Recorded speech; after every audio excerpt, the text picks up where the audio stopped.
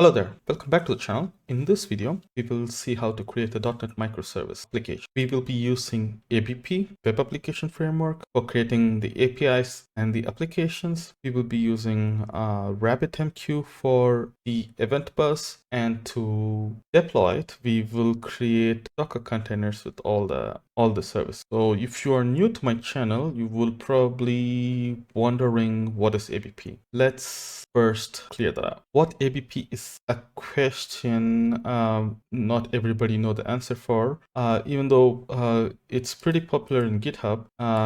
It has almost 8,000 stars. It's a very active open source web application framework. It's built on top of .NET, and as you can see in the clouds here, it has a lot of features. It has background jobs, it has distributed event bus, has multi-tenancy. It also provides localization features, provides audit logging. So most of the essential features you need for creating your own application, the ABP framework provides, so that you just don't do the same things again and again, because these are things which are kind of essential for almost any kind of application. That's what they call as cross-cutting. So when you create a new .NET core application, and you just get an empty app. So, but when you create a new ABP application, you get a complete package of all the features, which helps you to focus on your product or your features which are required for your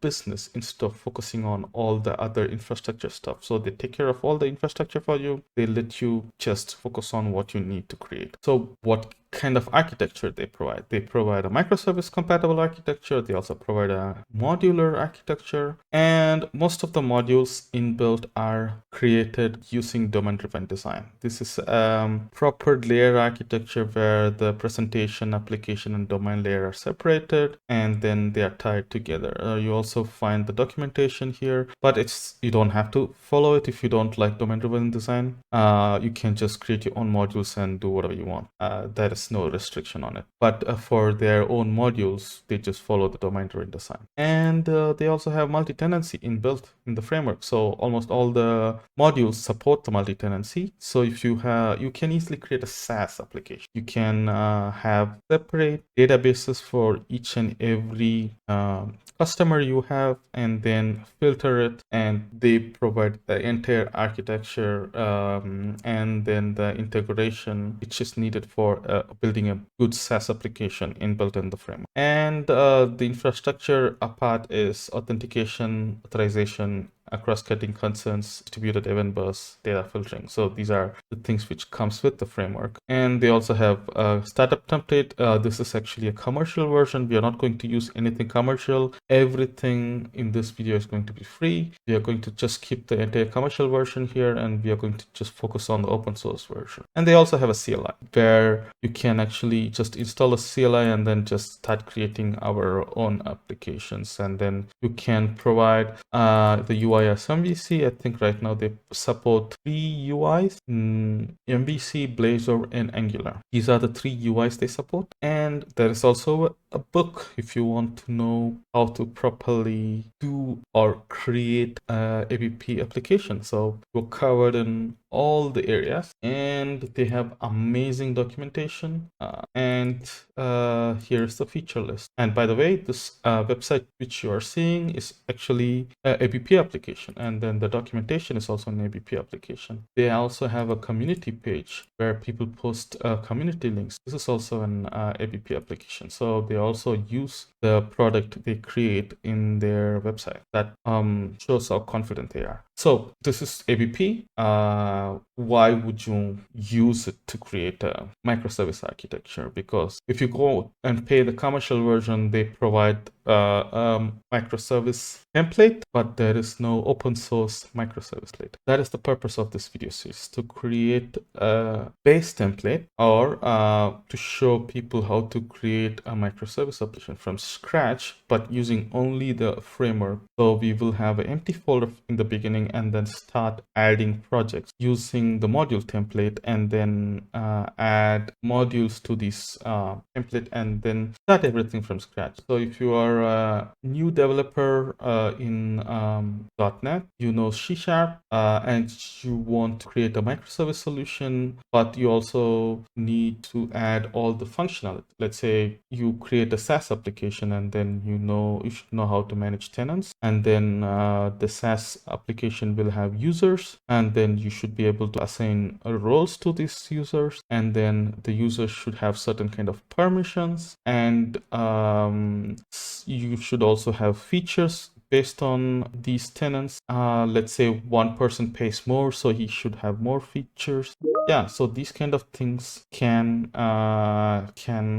be too tedious to build on your own, but ABP provides everything for you so that you can just focus on your product instead of focusing on the infrastructure. But when you create a base solution right now, if you go and click get started here, and then create a CLI, and then say install the CLI first, and then do ABP new SEME bookstore, that will be a monolith. So that's what we are going to recreate, but as a microservice. The entire block series is 12 parts. I have split each and every part focusing on certain modules. So the first part is just setting up. Second part is shared projects. So you can go on all the things in my blog post, which is here. If you go to blog.IdentiyServer.com, I have written a blog post, and then these are the posts. So I have 12 parts here, and this video combines all the 12 parts and provides a single video. So you can go and then check out each and individual parts, and then slowly start creating your own microservice application. Yeah, so it will be a long video, but once you went through all the 12 parts, you will have an enterprise-ready microservice application with you. I hope you find this useful, and let's get started. Part 1 of the series. This is just going to be an initial setup of how we are going to set up the folders, files, and the projects. Let's get started. So, as always, I have created the blog post, and then the blog post has the startup script. The microservice application is actually based on the eShop on ABP application. eShop on ABP is the sample application which was built by the ABP team. They have created a really good architecture and also documented it in a way it's really helpful to get started with your own microservice application. But there is no documentation on how to set up from the scratch yet. They have a bunch of, build scripts for running it locally. But I have modified it a little bit, and then came up with the whole architecture in the way that instead of using Ocelot for the gateway, we are going to use Yarp. And the DbMigrator is also a little bit different. So apart from that, it's not so much different from what eShop and ABP is doing. So to get started, I have created this init script. It's actually available in this GitHub repo. You can go and copy it over. So I also provided it in the startup section of this blog post. So I will first run it, and then show you what the script is actually doing. So first, make sure you have an empty folder. My microservice is going to be my microservice is going to be called Tasky. So that's what the folder name I have created. You can create whatever the folder name you want. Just open that in VS Code. Okay, now you have an empty folder, and in the empty folder, just create a file called init.ps1. So this is the PowerShell file which we are going to run. So right now it's empty. We can copy this and then paste it here. We have the scripts available, and you can see that it's actually looking for a parameter, and you can come back and then see that you will have one PowerShell script. Now let's run the PowerShell script. So you just do init and then give your project name. What we have is init, and then task key. So here you can see the argument 0 is the name, and yeah, and this is what we are doing here. So we are passing the argument as task key, and click enter. What this will do is it will create all the necessary projects for your microservice application. That includes your gateway, your identity service, your DbMigrator project, your shared project. And if you want to know like what the sample application is going to be, I have actually created the sample application, and then you can check it out in my repository. So this is the sample application, and this is the architecture we are going for. So we will have an app, which is going to be IdentiyServer and Angular. And then we have a gateway, which is actually a Yarp gateway. So if you come here and then see, I only have Yarp as a reverse proxy. And we have 3-4 services. I'm not going to create projects. I will create identity, administration, and SaaS, and the shared projects. So at the end of the series, what we will have is base project of ABP running as a microservice. And you can see that the command is still running. It will create all the projects, add the necessary folder structure, and also I'm adding a bunch of modules to the administration, and then a bunch of modules to the identity, and then another module, tenant management module, to the SaaS. And if you come here inside the folder, you can see that the files are getting created. You have the same structure here. Yeah, so you will see that it launches the browser a couple of times, because when you create a temporary ABP application, it just launches the message saying your application is started. And it also happens when you add settings management. All the other things should just work without any problems. Okay, now it's installing permission management. Let's let it run and then wait for the end result. Okay, our script has ran successfully. It took 2 minutes. Okay, and I want to see what's inside the folder. So if you see what's inside the folder, you have a bunch of folders. So you have the task key solution and the init script which we created, and 4 folders. So if you go into the shared folder, you have 2 projects. One is the DbMigrator project and the shared hosting project. And inside the service, you have 3 services. One is a SaaS service. This is using module template. And you have identity service, again, create using module template, and administration service using module template. These have no UI, and app is having Angular project and the identity server. Okay, now if you open your Visual Studio, you can see the similar structure here. So you have apps, you have gateway, and yeah, so you have apps, gateway, and then shared, services, and then shared. I will open all these things, and then you can see.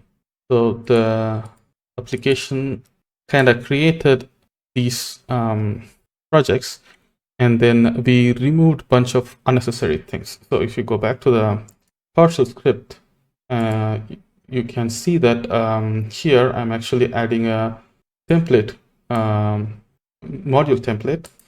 And then once that is done, I'm creating the solution. Once the solution is done, I'm adding all the projects in the solution, and also creating a new tired app so that I can copy over the Angular and also the DbMigrator and then the identity server.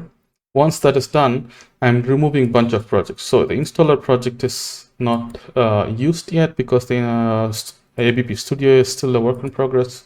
You can easily delete this. The host.shared is not required. I'm not using Mongo. I'm only using Postgres. And it's the same for the test. And also, we have a separate identity server. So we are going to remove identity server from all the services we created.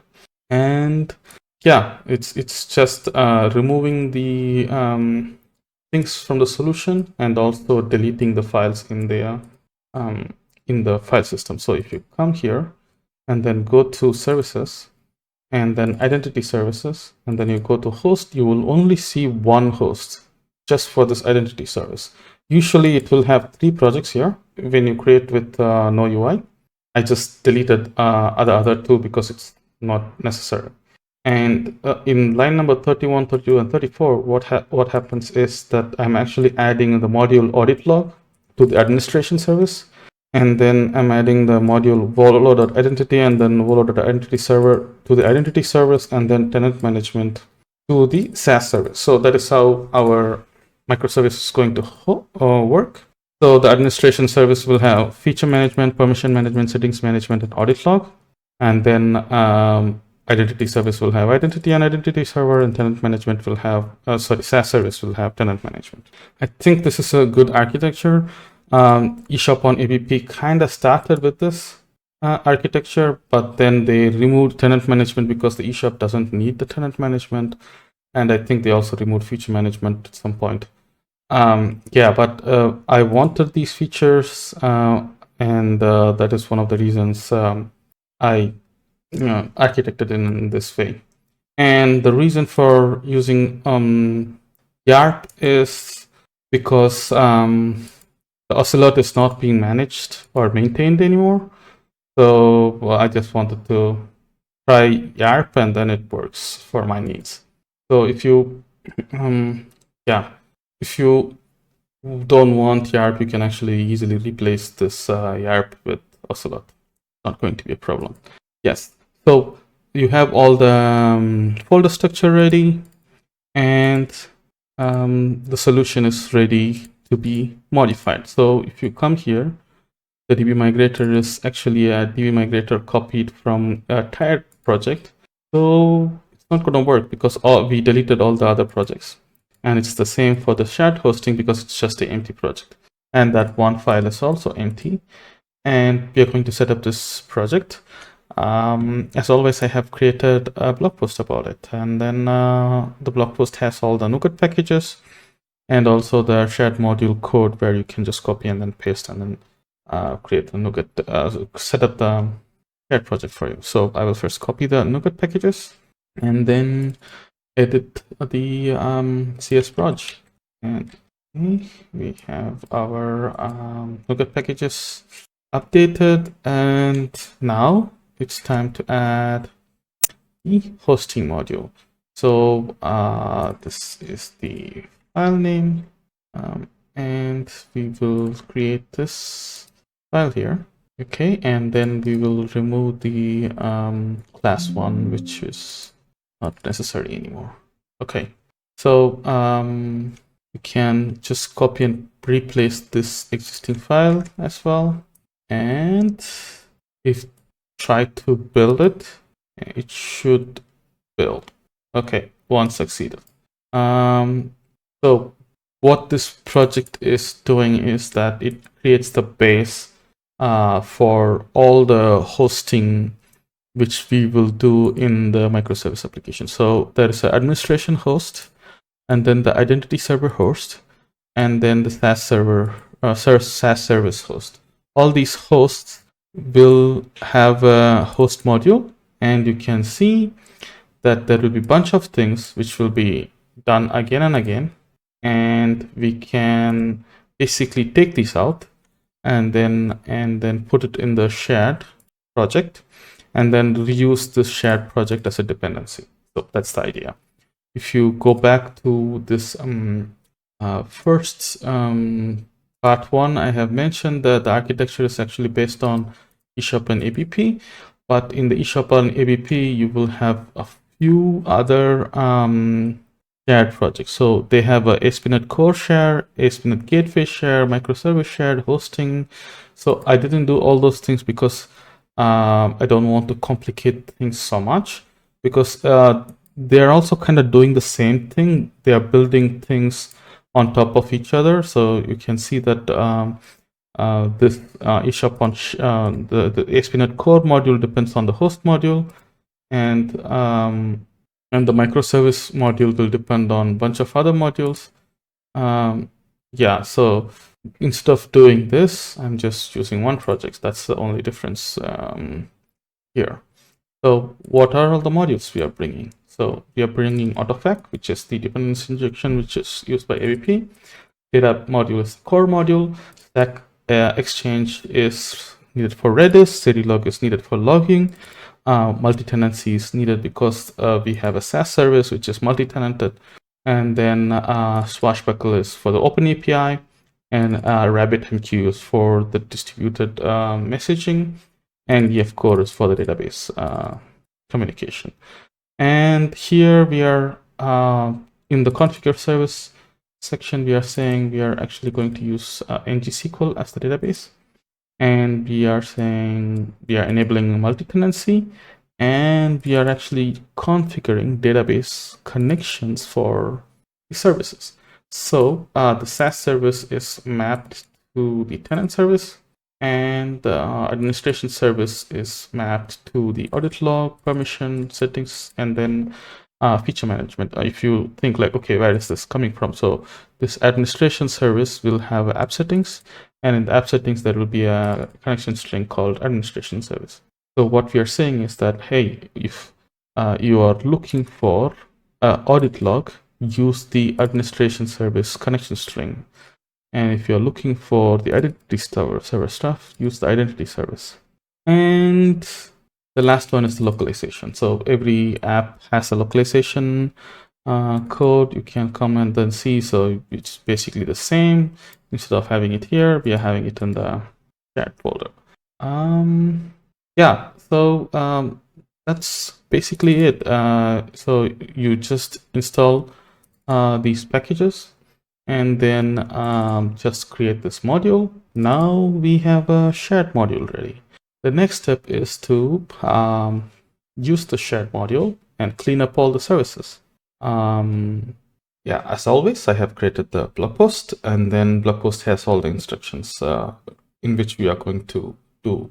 The first step is to add the reference to the shared project we created. So this is the project we have created, and then I have opened, and this is the administration service.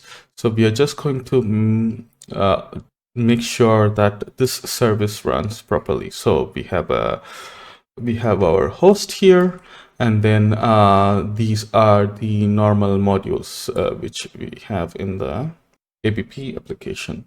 So I will first build this and then show you that it's not actually building, because all the other dependencies it has will fail. So yeah, so we have 9 errors because it has a bunch of different dependencies, and then we removed and deleted a lot of project tools. Let's go and fix all of them. So the first step is just check the tsproj and remove the dependency on the host.shared, because we deleted that project, or leave all the other 3. And the next step is come and then add the reference to the shared project. So we have tasky.shared.hosting, just add that as a dependency.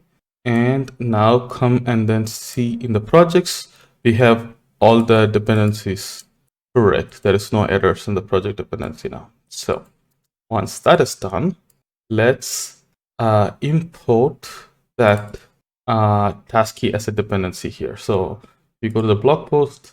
Okay, and also it's important to update the connection string. So let's do that as well. We have a connection string. Yes, we have updated that, and then delete that default. We are not going to use anything default. So I already has this database because I created as a test. So I will add a tasky administration service as a database name. Okay, we have our connection string ready. And the next step is to update the dependency on the host. So I would add tasky as a dependency in the host module. So let's go and add that here and import the usings. Okay, now this MVC UI, multi-tenancy, auto-fact, caching, all those things come from this module. So we can actually remove all those things.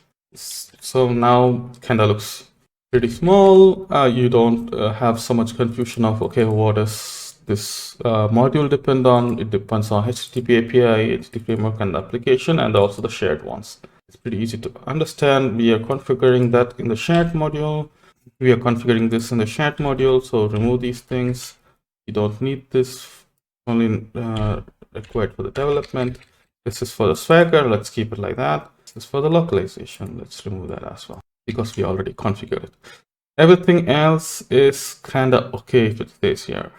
Maybe we can also change the cars, because it's also same in almost all the applications, but sometimes we might need to change it, so I'm going to leave it here. And we are using multi-tenancy. So fix this. Okay, now, do we still have errors? Yes.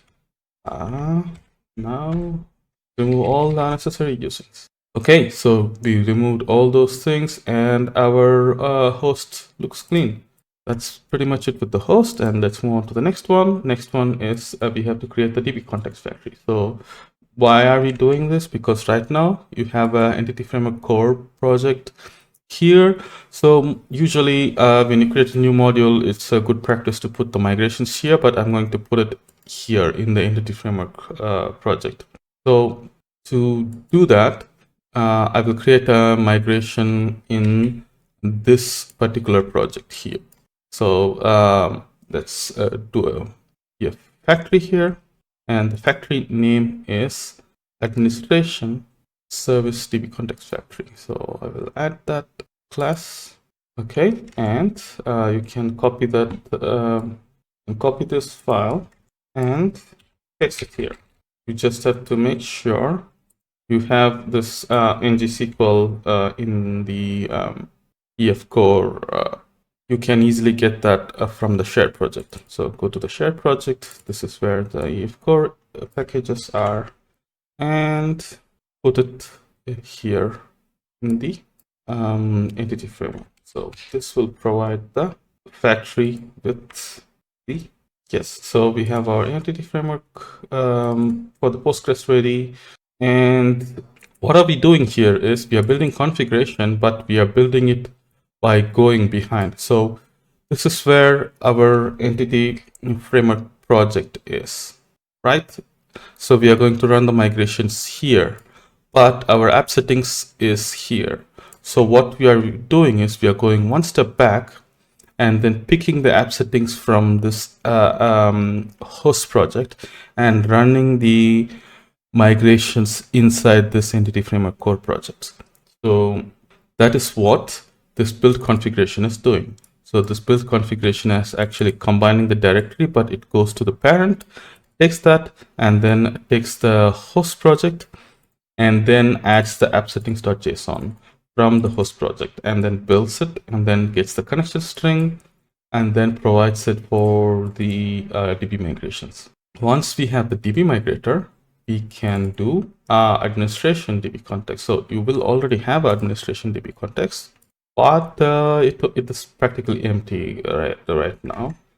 So let's update that. So remove this and then update it. So we are adding the missing usings, and okay, so our DB context is ready. We have inherited all the DB context we need. So this DB context contains the permission management DB context, settings management DB context, feature management, and audit log. And along with that, we have all the tables for all these modules.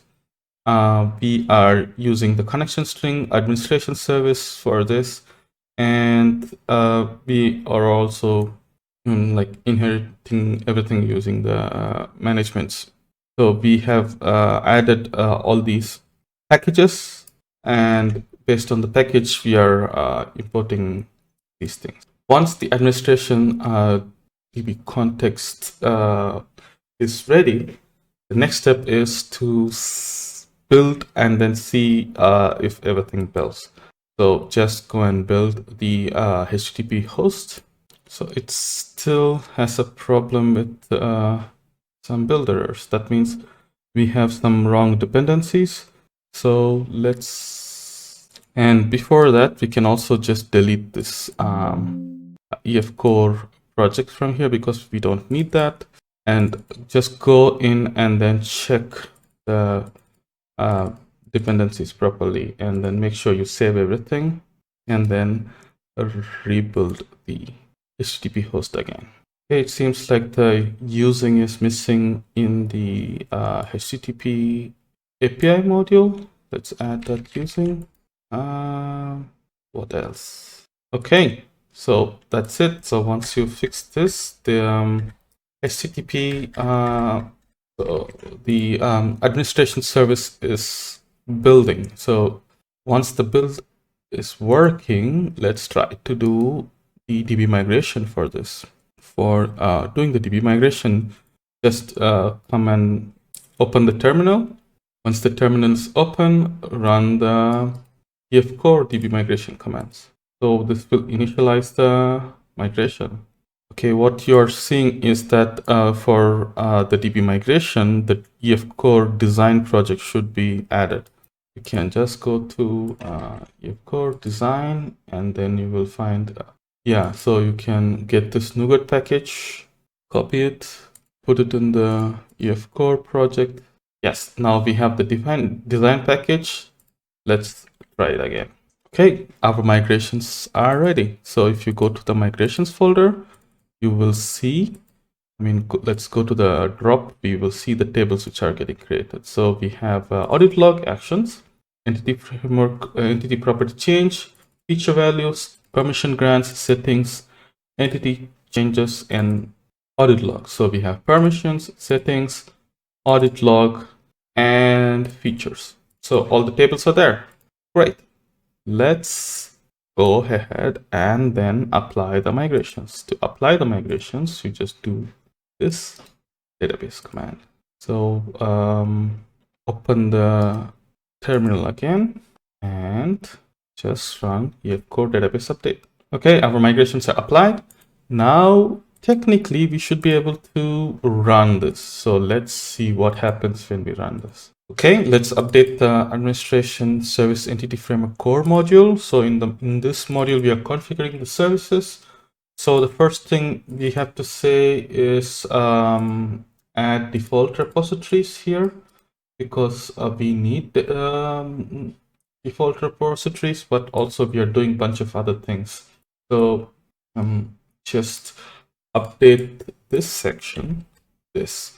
So what we are saying is we are adding a DB context, administration DB context, and then we are replacing the DB context with the administration DB context. So this administration DB context replaces all these four DB contexts. And then we are also saying the default repositories is 2. That means all the entities will have default repositories.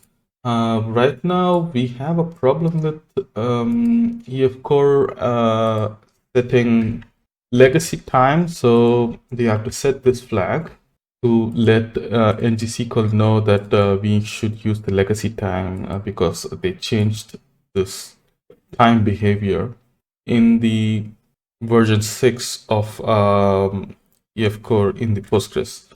And the final thing is to configure the DB context option here, so that when the configure service runs, it knows we have to use actually Postgres. Now with this updates, let's try the administration service again and then see what happens. We still get some error. Okay, the problem is with EF core design. I think we have to use version 6.0.1 because it conflicts with other versions. I will update the blog post with all these changes. And so for now, we can continue. So I have updated the EF core design to 6.0.1 because I think that is the version we are using in the ABP packages. So Once that is updated, let's go and try to run the administration service again. We try to build. I should not. Yes, the build succeeded. And let's run the administration service again. We have an error, which can be like what it's saying. It's coming from RabbitMQ. So ignore the RabbitMQ for now. We will set it up in the later videos.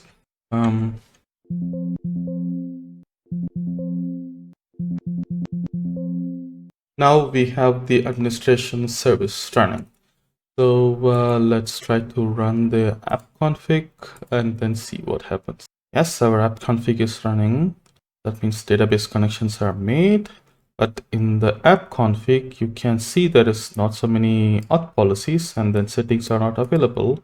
But these are the settings which are available for feature management and then settings management. So these are coming. And then the current user is not authenticated, and we also have the features for the settings management. And we have multi-tenancy. Okay, so the bare bone administration service is running. We have the translation, but when you try to authenticate, it will be a problem because we didn't set up the identity server and things like that. So we will do that in the another video. The next is to set up the administration, not administration, the identity service. And we will see how to bring the identity service here, because administration service is where we manage all the permissions. So when you go to app config here, we should see the permissions, at least for all the identity service here in the policies. And it's going to be the same for the features and then the settings. Yeah, we will see how to do those things. And also, this is where the permission management happens. And we already have the endpoints for the permission management, but the identity service is not integrated, so these will not work. This is just getting the administration service running. So as you can see here, the identity service has the similar architecture. We have a host file and the ABP modules, which is properly layered in domain-driven design. What we are going to do is kind of similar to what we did in the administration service. We will set up the identity service and then make sure we can build it and then run it and then see if it's properly running. That includes creating the DbMigration and configuring the identity service and the identity server related DB contexts as well. To follow along, I have the blog post. So the first step is to add the shared project reference. Before that, I will try to build, and then it will show probably all the errors. Okay, so let's see what are the errors I have. Here I have a host project, which is not necessary anymore. Okay, and then I will come to dependency and add share.hosting as a dependency. And like we did in the administration service, I will clean out all these things. And then just if you look at what we did in the administration service, it's just copy this and do the same thing here. So we are saying most of the modules are coming from the hosting, and this is configured in the administration service, in the shared. So remove that. We can also get rid of these things. We will leave this. We will also get rid of the localization and leave everything else. And here I will fix the multi-tenancy. Yes, we don't check because by default we are using multi-tenancy. There is no need to check. And we still have a lot of unused usings. Let's get rid of them. Okay, so now let's go and then check the packages. So we have a lot of packages here, which we actually don't need. So and just go and then get rid of the entire section. And yeah, I think nothing is throwing any errors, so the project still is perfectly fine. You know what? I think we also can get rid of all the packages here in the administration service as well. I think we forgot to do that in the last video. Let's do that. And we still don't have any errors because most of the packages are already available in the task key. We don't have to again add it here. Sorry, the task key shared hosting. Yeah, so we have the hosting module ready. The next thing to do is to create a DB context factory. So this context factory will be in the Entity Framework Core project inside the Entity Framework Core folder. So this is where we are going to create, and it's going to do similar thing where it will take the app settings from this project and then create a migration, and then we will do the migration. Let's do that again. And now let's copy and replace the DB context factory. Okay, our PostgreSQL is saying I couldn't find the packages. So copy and then add the packages here so that it will stop complaining. Okay, yes. Yeah, so there's no errors. It's doing the same thing, building the build configuration, gets the current directory, goes back to the parent, and then from there takes the host and then takes the app settings from here. This is where the connection string is available. So for that, we have to update the connection string here. So I will update the connection string, and the database name is task key identity service. Okay, we have finished the DB context factory, and then the next step is the DB context identity service DB context. So we have the IdentiyServer DB context already available, but right now it's just pretty much empty. Can actually copy it and then paste it here. You can see what I'm doing here is this identity service is the services DB context. IdentiyServer is coming from the IdentiyServer module. Identity DB context is coming from identity module from ABP. And these tables are the tables related to the identity and the identity server. And we are actually using our own DB context to create these tables. And we will also configure the connection strings once this is done.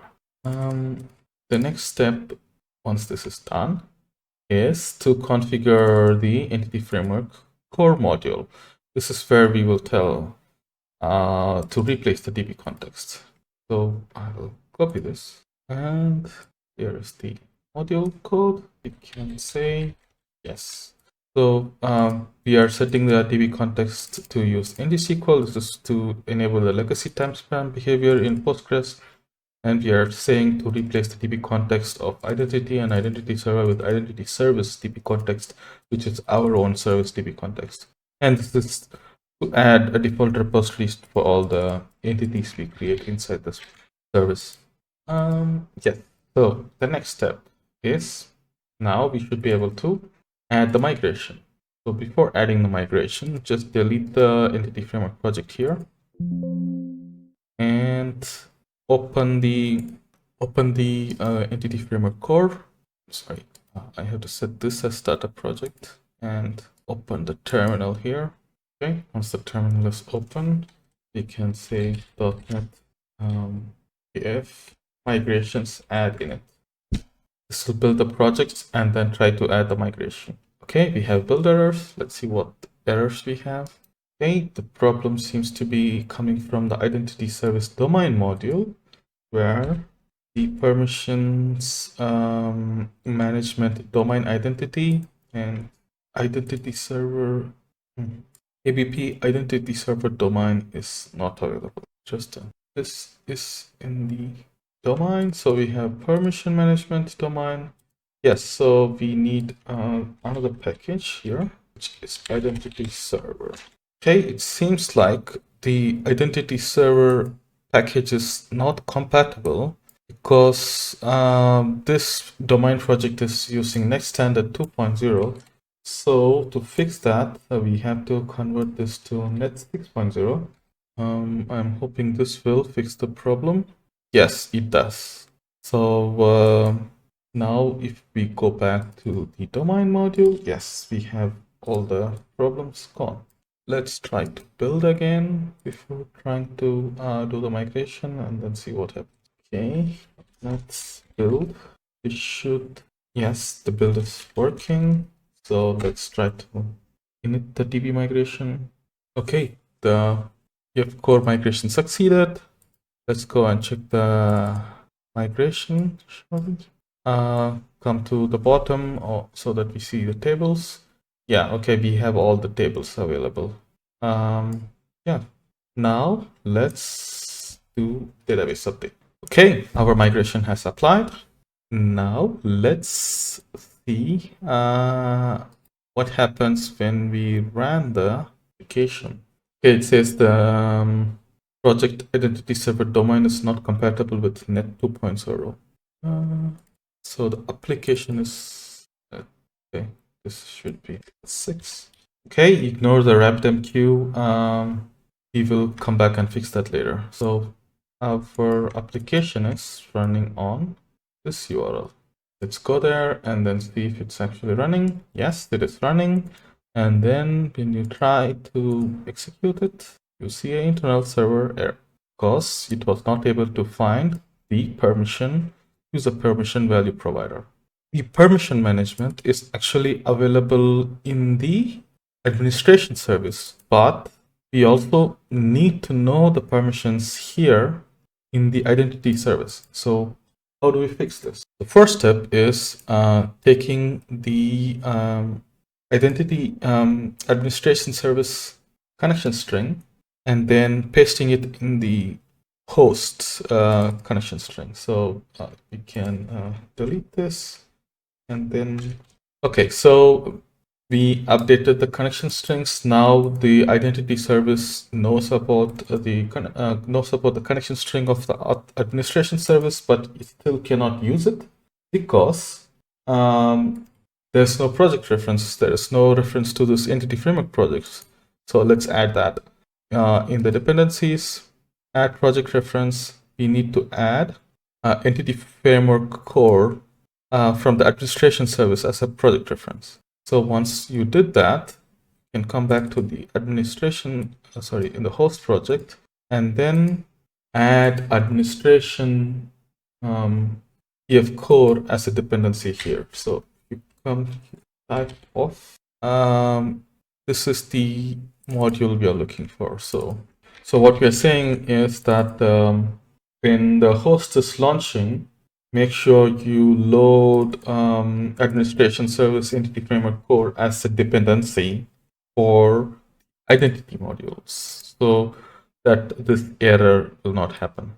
So let's try to run this again. Okay, our application has launched, and now try to do the same thing again. Query the application configuration. Now we have the application configuration working, and you can go and then check out the auth policies and the settings and the current user settings and the features. So yeah, so most of the things are here and it's working as expected. Now, if we launch the host of the administration service, the administration service will not know about the identity service because we didn't map that yet. So how do we tell the administration service, hey, there is this identity service, and the administration service is where the permissions are stored. That's where the features are stored. That's where the audit log is stored. So how do we tell that? So to tell that, we have to add identity service contracts, because contracts is where the permissions are defined. This is where we will also define the settings. So we have to tell the administration service about the identity service. So to tell the administration service, we will first copy the connection string from the identity and paste the identity service connection string in the administration server. And here we are also going to add two project references. So the first one is Entity Framework Core, and the second one is contracts. So we are taking project contracts and the project entity framework, and we will tell the administration service host that it has two more dependencies. The first one is identity service application contracts, and then the second one is entity framework core module.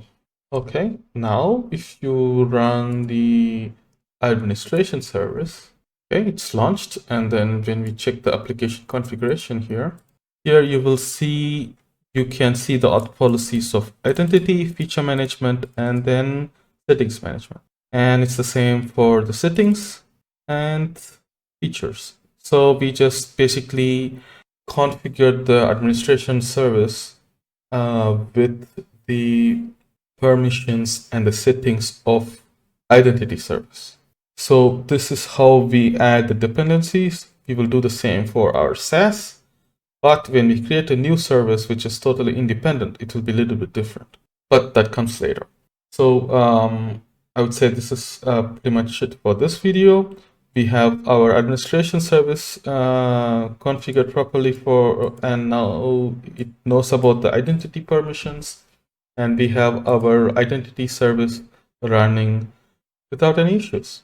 So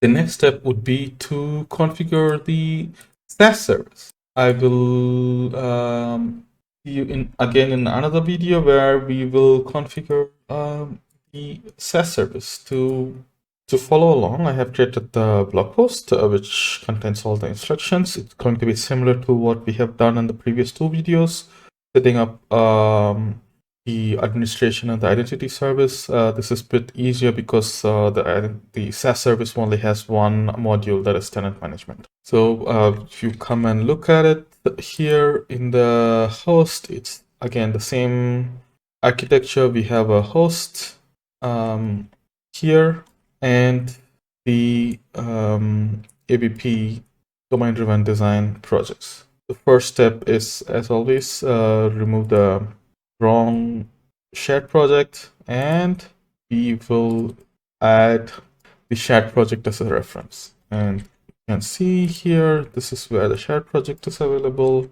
And then I will add that as a dependency. And then if you come back, you will see this is the name of the shared project.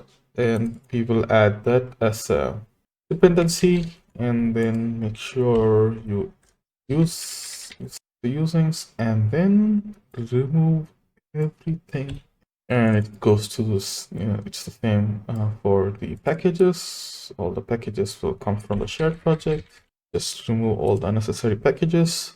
And we can also delete the entity framework, because we will do that in the entity framework folder. In our entity framework project. We can delete these things as well, and delete the languages. These are configured in the shared project, and fix this, and you will see a bunch of missing packages. Just remove all unused usings, and our host is ready. Now let's move on to the next step. The next step is the DB Context Factory. So the name of the DB Context Factory is SaaS Service DB Context Factory, and that should go inside the EF Core project. So inside the EF Core, just add the SaaS Service DB Context Factory. And the code is available here, and it's again the same as the last two times we did, nothing changes. So I'm going to just go through with this. Okay, our DB Context Factory is ready, I guess. And the next is the SaaS Service DB Context, which we already have, but we will replace this with we have. Okay, there is nothing, no errors, everything works fine. So let's move on to the next one. So what we have done here is we are just inheriting from the IAM tenant management context, and the tenant management context has these two tables, and we are configuring SaaS and also configuring tenant management. That's pretty much it. So tenant management doesn't have anything else other than these two tables. The next is the Entity Framework Core module. In the Entity Framework Core, we just update these things. Okay, the DB context name is kind of wrong. Yeah, I have to fix that in the blog post. And just import the Postgres. That's it. Yeah, so we are replacing the tenant management DB context and adding the default repositories.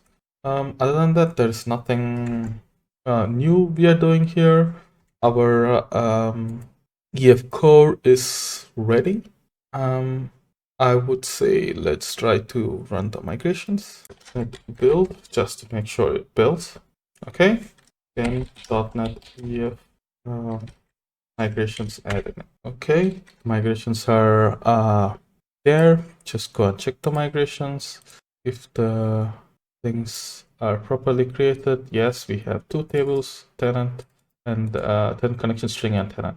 Now we can run .NET EF database data. Okay, we forgot to update the connection string. So you can find the connection string at the top here. Okay, and then remove the default connection string, which we are not going to use. And now try again. Okay, our migrations are applied. That means the application should probably run right now. So to test out that, we will just run the host and then see what happens. Okay, so we have our SaaS service and we have our application config. Let's try to run the application config here, and it runs, and then you will see, okay, localization settings and auth policies for tenant management.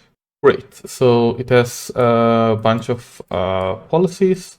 These are permissions, and then you have a bunch of settings. Yeah, and then there's no features, so you don't have to worry about it. So again, these policies are not available in the administration service. So we have to tell the administration service about these policies.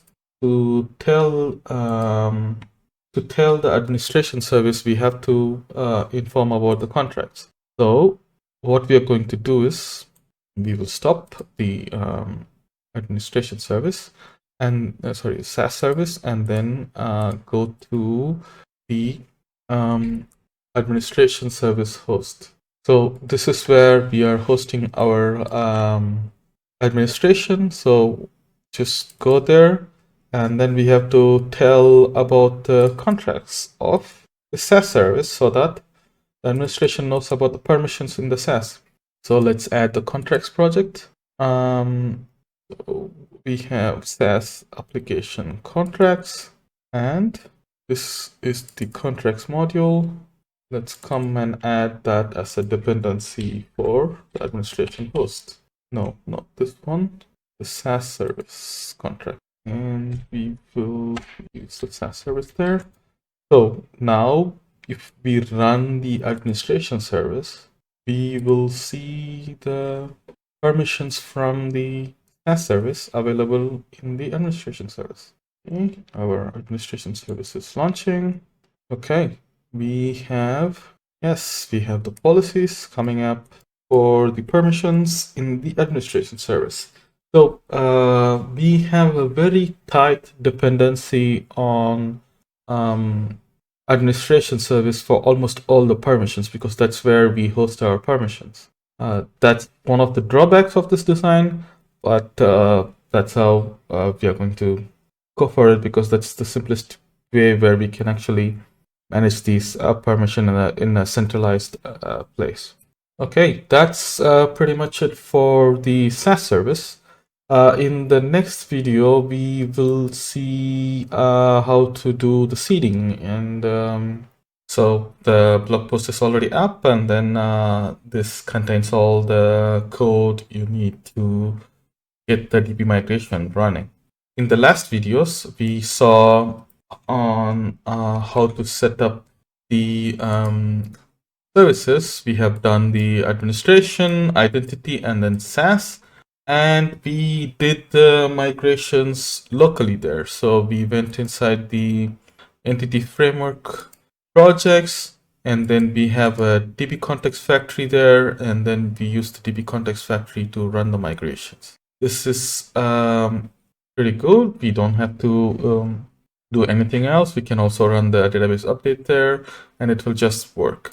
But if you have multiple services, it will be nice to have one DB migrator which can run the which can run all the DB migrations, and the hired app usually comes with the DB migrator hosted service and then the DB migration module, which is where we copied this from. And you can actually see that there is a warning in the dependency. We will go and then check out and see how to fix those. And this is where we usually seed the data as well. So we will seed a bunch of things like permissions and also the user, the default administration user, that default admin user. So the first step is, let's go to check dependencies and then check, okay, these two projects are not here. So I will remove them. Okay, now we don't have any errors. We will come and replace this soon. Yeah, the first step is, as always, add the shared project reference. Okay, now we have the shared project. Then we have to add administration, identity, and then SaaS as a dependency. Not just the EF core, we also need the contract projects. So add project reference, and in this you will see we need to add the references of entity framework and also the contracts. Maybe I should yeah, so these are the projects we want. We want the contracts project and then the entity framework project. It's the same for the identity service contracts project and then the entity framework core project. And again for the SaaS contract and then the entity framework. So I will choose the contract, entity framework, contract, entity framework, and then the contract again, and the entity framework. Okay, so now click OK. Now we have the references ready. Let's clean up all the other stuff. We have Serilog, everything properly configured here. And let's go and check the next step. We have the configurations.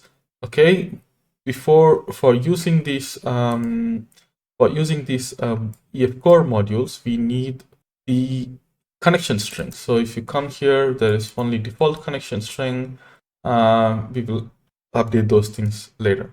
So the next step is to create the DbMigration service. So I will create this class, tasky DbMigration service. Okay, and then I will just copy and then paste the entire thing. What does this do? The DbMigration service takes the data seeder, the current tenant, and the tenant repository. So it first migrates the host and then migrates the tenant. The host is the default tenant, and we can also have multiple databases for certain tenants. So in that cases, it goes through the list and then migrates those things. Migrate all databases will migrate, and in the migrate all databases, we are using SaaS service, DB context administration service, DB context and identity service, DB context, and we are actually running, we're calling migrate on almost all the databases configured here. Let's say we have a new service. That means we have to, we can come here and then add the service as a dependency, and then add the DB context as a migration step here. Okay, I think there is no errors in this file, we can move on to the next step. Next step is updating the app settings.json. The app settings is a little bit different. So first I will copy this and then update the things from here. Okay, so usually you will see a different structure of app settings. So you will not see the app scope, API scopes, and API resources in the app settings. You will see clients, but the client structure is kind of different. I changed it in a way that I don't have to change code every time I come and add a new service. So let's say I have a administration service here, right? So I can just copy and then replace this and then create a new client, and then I don't have to change any code every time I come and add a new service. So that's why I designed it in this way, where I can come and add this JSON because we don't have a UI for creating new clients. The current way is you have to come and modify the code to add a new client every time we have to add a new client. This is a little bit different. You just come and add a JSON with all the information, and you will have your client seeded. Okay, we have our, and this also has the connection string for all the services. So just keep that in mind. Okay, the next step is the data seeder. Before the data seeder, we need to create a service client. So the service client is just a model for the JSON structure we have here. So as you can see, the client secret, client ID, client secret root URL, and it's the same. So we are basically having a C# class for so that we can easily parse this in the DbMigrator project. I will add a class, and we will have the service client. And once the service client is created, we will create a data seeder for the IdentiyServer.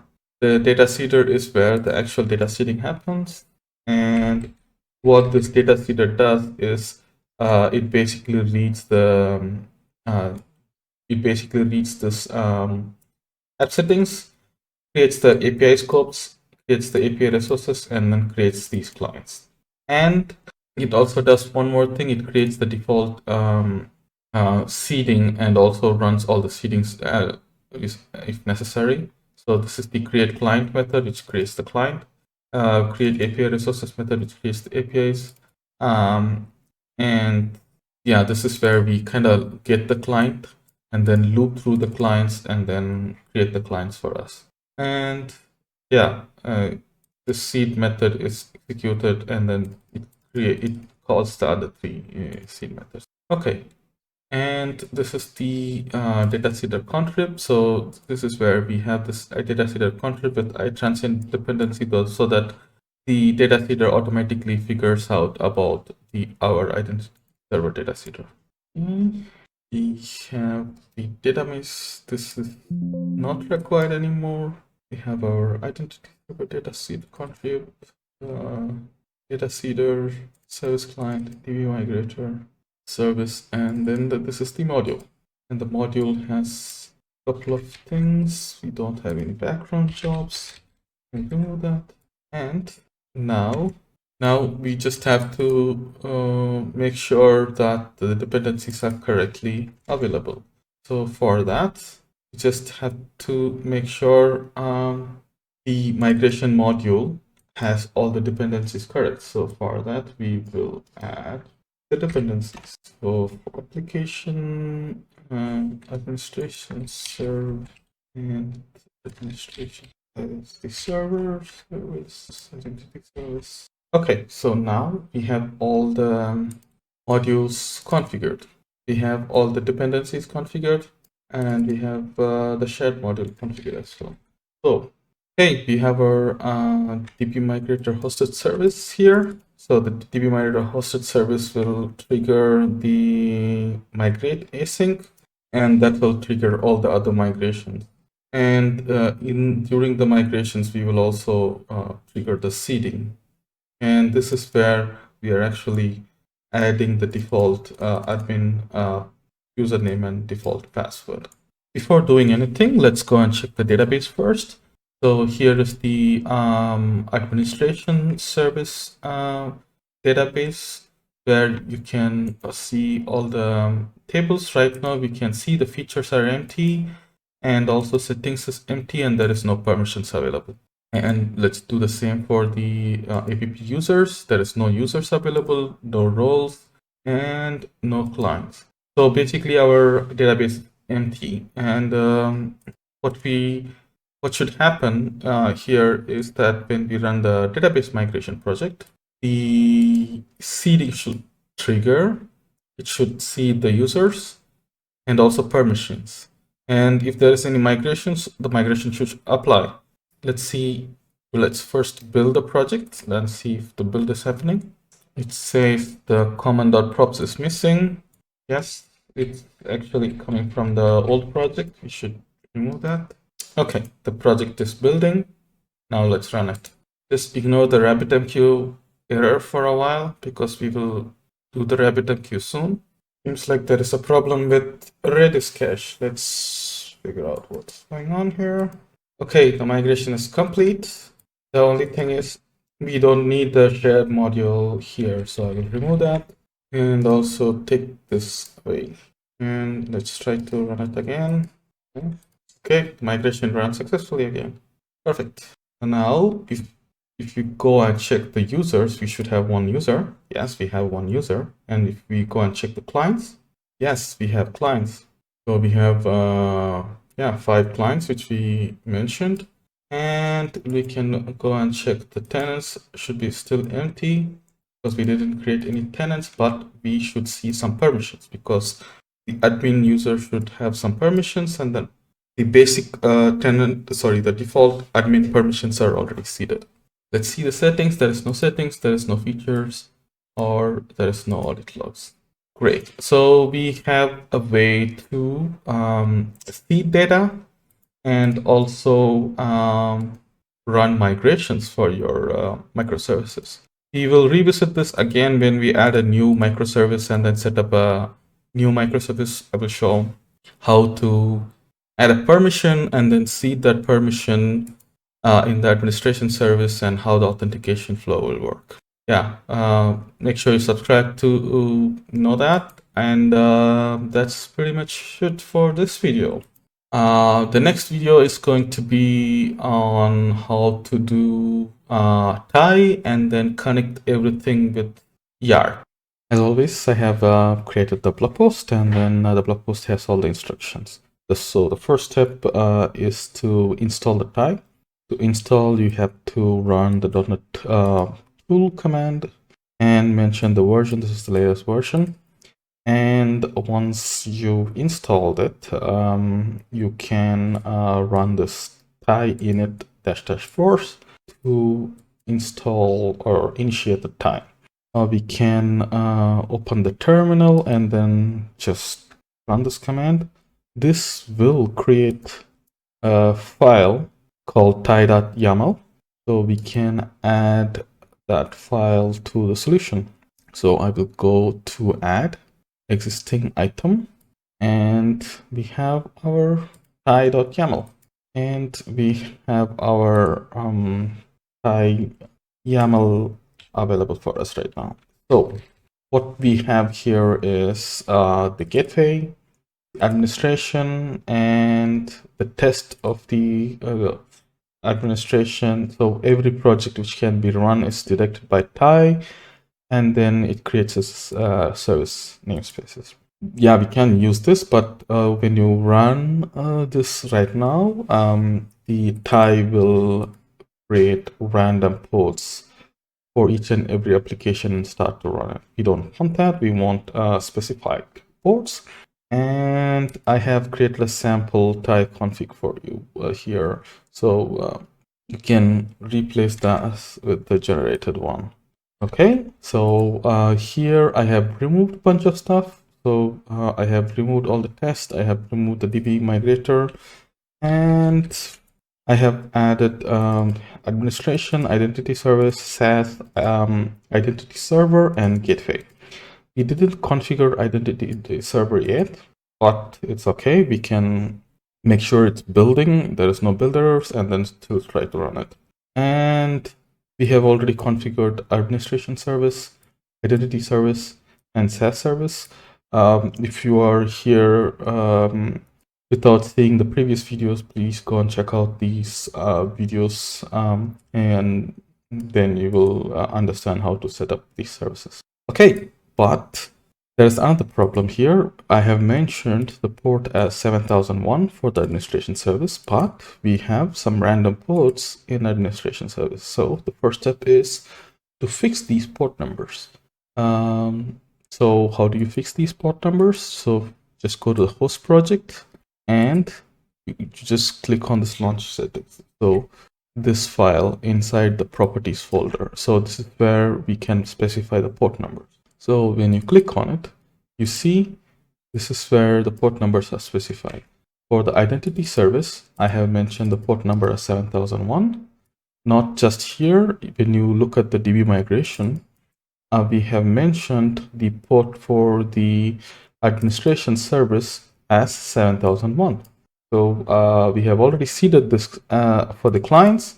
So it's better we change this right now. So go to the launch settings, change the port number as 7001 and 7001, and change the name to host. Okay, now we have fixed the port for administration service. Let's change it for identity service. So the identity service has the port number of 7002. Let's close the administration, open the identity service, and then inside the identity service there is launch settings. Okay, we have updated the identity service. The next is the SaaS service. Let's go to the SaaS service. We have we will update the SaaS service here. Okay, we have updated all the SaaS service. I will also change the name to hosts, not the demo app. The same here, hosts. Okay, now all the services are done. Now it's time to change the port for the identity server. So the identity server is going to have the port of 7000 properties, and okay, identity server also has port. So identity server has a problem with dependencies. As of now, we just make sure this is just building. So remove all the dependency errors, and yeah, remove this as well, just to make sure it runs. We will come back and fix it. Okay, now let's see if we can build this project. Nope. Yes, this common.props is not available. Yes, the identity server builds. Now let's go back, and then the final one is the gateway. The gateway has the port number of 7500. So let's copy that, go to gateway, same thing, go to launch settings, change the port number, and I will remove the HTTP. Actually, it doesn't matter. HTTP can be 5000 something. We only care about HTTPS. Yes, that's pretty much it. So we have our Tye and are ready to run. So okay, the Tye is starting, and we should be able to see the Tye dashboard at localhost 8000. Yes, we have our identity server, gateway, administration service, identity service, and SaaS service running. So let's go and check out these things one by one. So I have opened everything except the identity server because we have not set up the identity server. So we can see the Swagger endpoint for these administration services working. Let's try to do the requests. Yes, the application configuration is working. And let's do the same for the identity service. Yes, that's also working. And for the SaaS service. Okay, all the three services are working without any problem. And we get a hello world from the gateway. Yeah, let's stop this. Okay, the Tye has stopped. And now let's just go back to the article and then see what we can do about Yarp. So we just did this and then everything works. So the next step is to configure our reverse proxy. So let's copy this package reference, and then let's go back to the gateway, and we need an item group. Let's add an item group and add a package. This is the version 1.0 of the reverse proxy Yarp. Is it working? Yes. And if you come here, it's just as a hello world project, and we can replace the hello world with very simple reverse proxy configuration. So what we are saying is add the reverse proxy, but load the configuration from the reverse proxy section in the app settings, which is currently empty, but we can update that. And we are saying map the proxy and run. Very simple. And the next step is where we are actually mentioning the proxies. So we will come here and then replace this. So these are the proxy configurations. So the reverse proxy has a route, which is main, and that catches everything.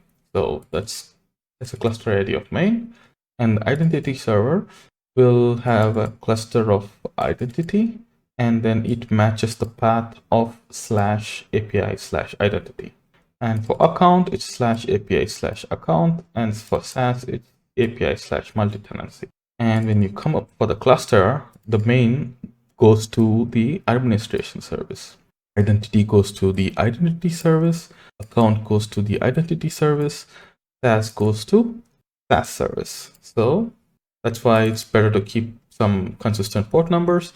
So if you create a new service, add a new section here, put your service name, and then put your new service address here. And then Yarp will just start redirecting. Before, you also have to put the prefix here for the match.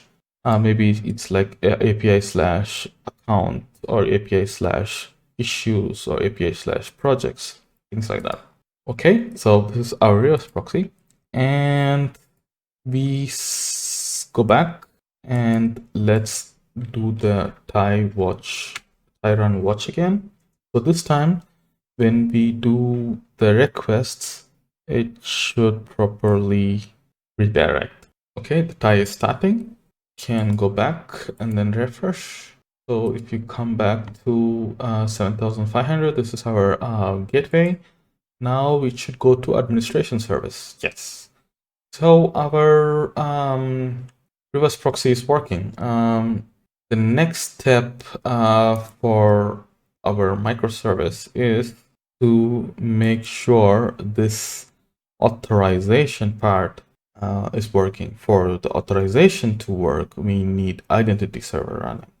So the next step is to get the IdentiyServer up and running and make sure this authorization is working. So we right now have the IdentiyServer running, but it will not work because we didn't configure. It doesn't know where to look for, and it's running in the port 7000. So yeah, it shows login, but you will definitely not be able to log in because there is no way it can figure out where the account service is. So things like that. Yeah, in the next video we will look at how to fix those things and then get the IdentiyServer running. Then we can actually do authentication and authorization from the services we created. Before starting the IdentiyServer, I want to tell you about an announcement which was made in the ABP repo. It was an announcement to replace the IdentiyServer. So things which I do right now might change around November. So they are planning to change the IdentiyServer in favor of OpenEdit, but that's part of ABP 6. And for now, the IdentiyServer is the only option available. When that happens, I will try to do another video on how to do this with OpenEdit as a server. Okay, that out of the way. Let's start with fixing the IdentiyServer. So the first step we have to do is we have to add the references to all the services and the shared project. So to do that, go to dependencies, add, and then look for the entity framework core project in all the services. So I chose administration, and then identity service and the SaaS service along with hosting. So once we added all these, we have to add them as a dependency here in the IdentiyServer module. I have added the code here, so just copy it and replace these modules. Okay, we have updated the depends on, and then the next step is updating the connection string. So we added the modules, and then the modules will actually look for the connection string. So we go to the app settings and then update the connection string. And once that is done, we have to update the course URLs, because the services all the services, including the Angular app, will contact the auth server, which is the server we are configuring, and we should allow them to contact it. So I'm adding 4200, that's the Angular app, and then we're adding 7001, 7002, and 7003. These are administration, identity, and then SaaS services. And I will update the self URL to 10,000 because that is the port for the auth server. The next step is just try to build and run and then see what happens. So I will build it and let's run it.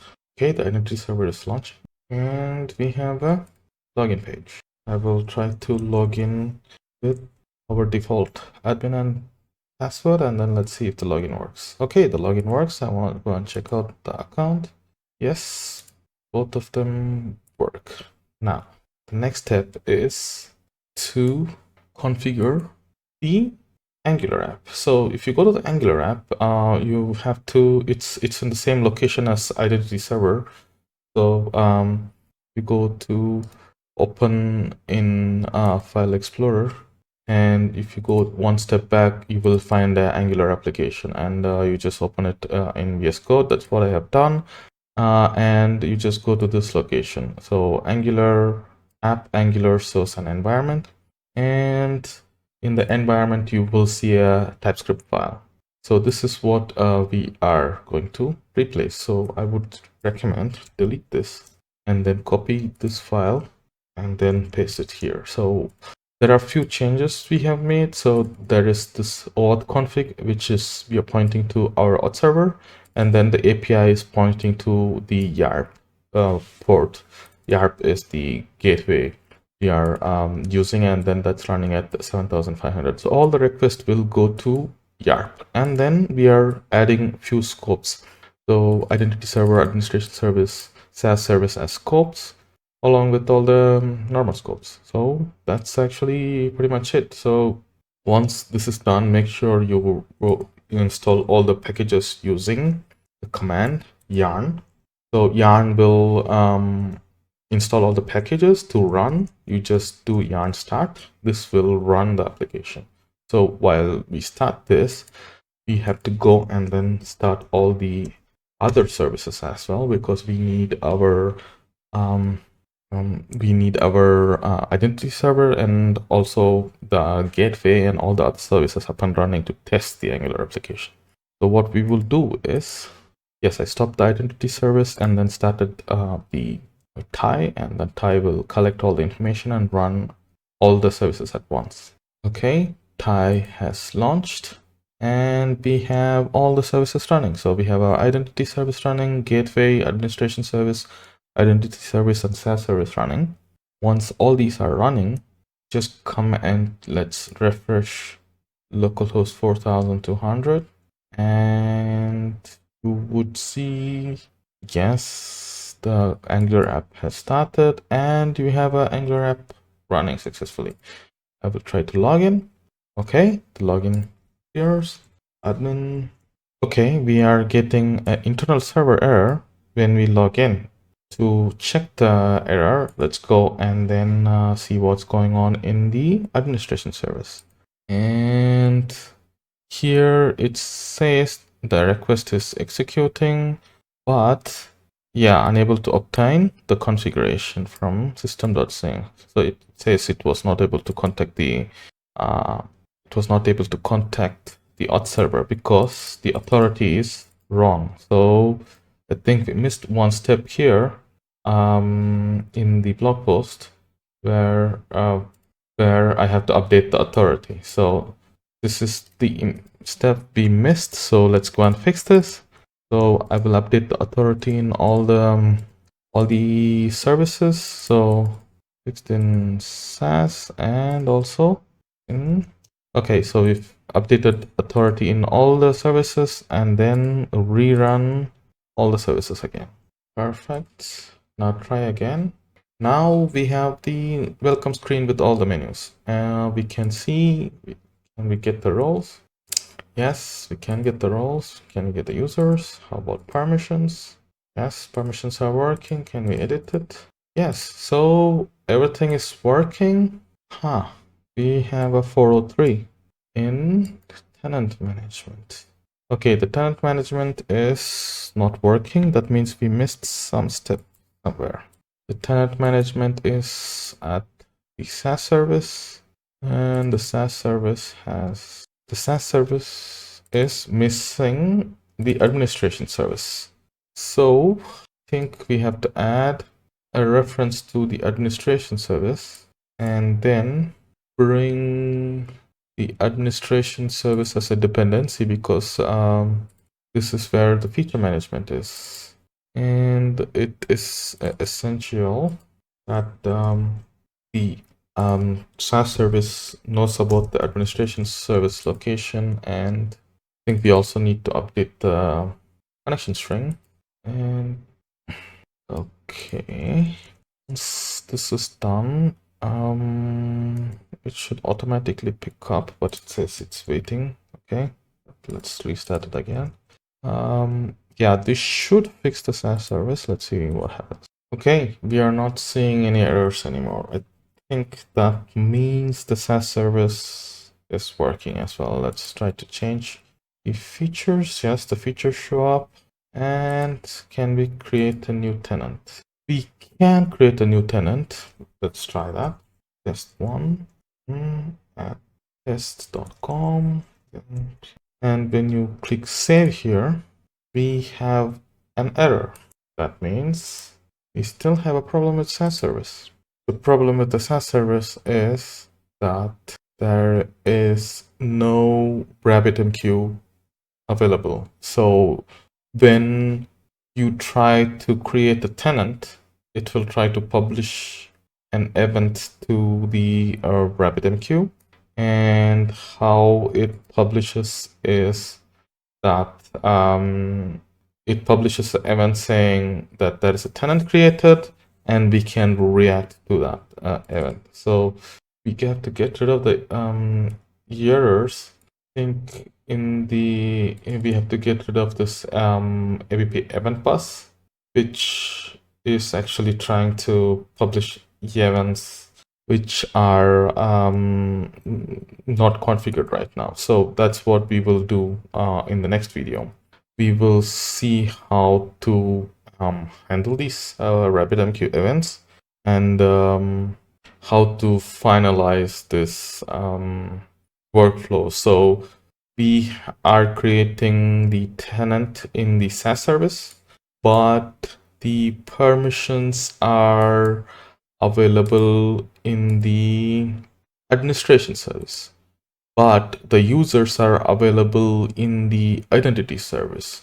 So this event which is published by the SaaS server should be captured by the identity service and then the administration service, and then they should prepare the tenant with proper permissions and also with the proper user. In the last video, we tried to create a tenant, but we got an error because the SaaS service is trying to publish an event and then it was not able to publish because we didn't configure the RabbitMQ. So in this video, the first step is to configure the RabbitMQ. So we already have the service, we already have the packages available. So we already have the hosting and then the package for the event bus available in the shared module. So the only thing you have to do is go to the app settings and then add the config here, and it will automatically detect your RabbitMQ setting. So for the SaaS service, this is the name I have chosen. So the RabbitMQ name is tasky.saas. For the identity, it's tasky identity. And for the administration service, we will have tasky administration. Okay, and we still have our auth server. Okay, administration, identity, SaaS, and then this is the identity server. Just go to the app settings and then add our RabbitMQs. Okay, so once this is done, make sure you have RabbitMQ running. I have my RabbitMQ running as a Docker container here. So so I don't have to worry about it. But for you, make sure the RabbitMQ is running locally in your machine. And because I mentioned the host name as localhost. So once that is done, the next step is handling the tenant created event. So let's do that. So we have to first handle it in the administration service, because in the administration is where we are seeding the permissions for the created tenant. So let's go and add in the host, create a folder called event handler and create a file, tenant event handler. Oh, this is the file we are going to use. And here you're not doing anything crazy. You're just, the event handler will send us a tenant created ETO with the data in it. And we are just passing that event ETO to the seed method. So the seed method takes the tenant ID and then changes the current tenant to that particular tenant, and then takes the checks the multi-tenancy and then takes all the permissions for the multi-tenancy and then seeds the permission for the admin user. That's all it does. It just takes the tenant and then seeds the permissions for that particular tenant for the admin user. Now, since we handle the permission side of it, let's go and handle the user side of it. So for that, add a folder here called event handler, and we have to create the admin user. So I would say tenant create a name and copy and then paste the file again. Here it's again handle event with tenant created ETO. We are also changing the tenant, but we are just seeding the admin email and admin password, which is the default password. So if it is not available, we are providing admin at ABP.io with the default ABP password. So anytime there is this event triggered, this handle event method will call, and then we will get bunch of users seeded. This is essential so that when you create the tenant and that tenant has a tenant name and a username and a password, this is where the user is created. Because in the SaaS service, there is no references to the identity.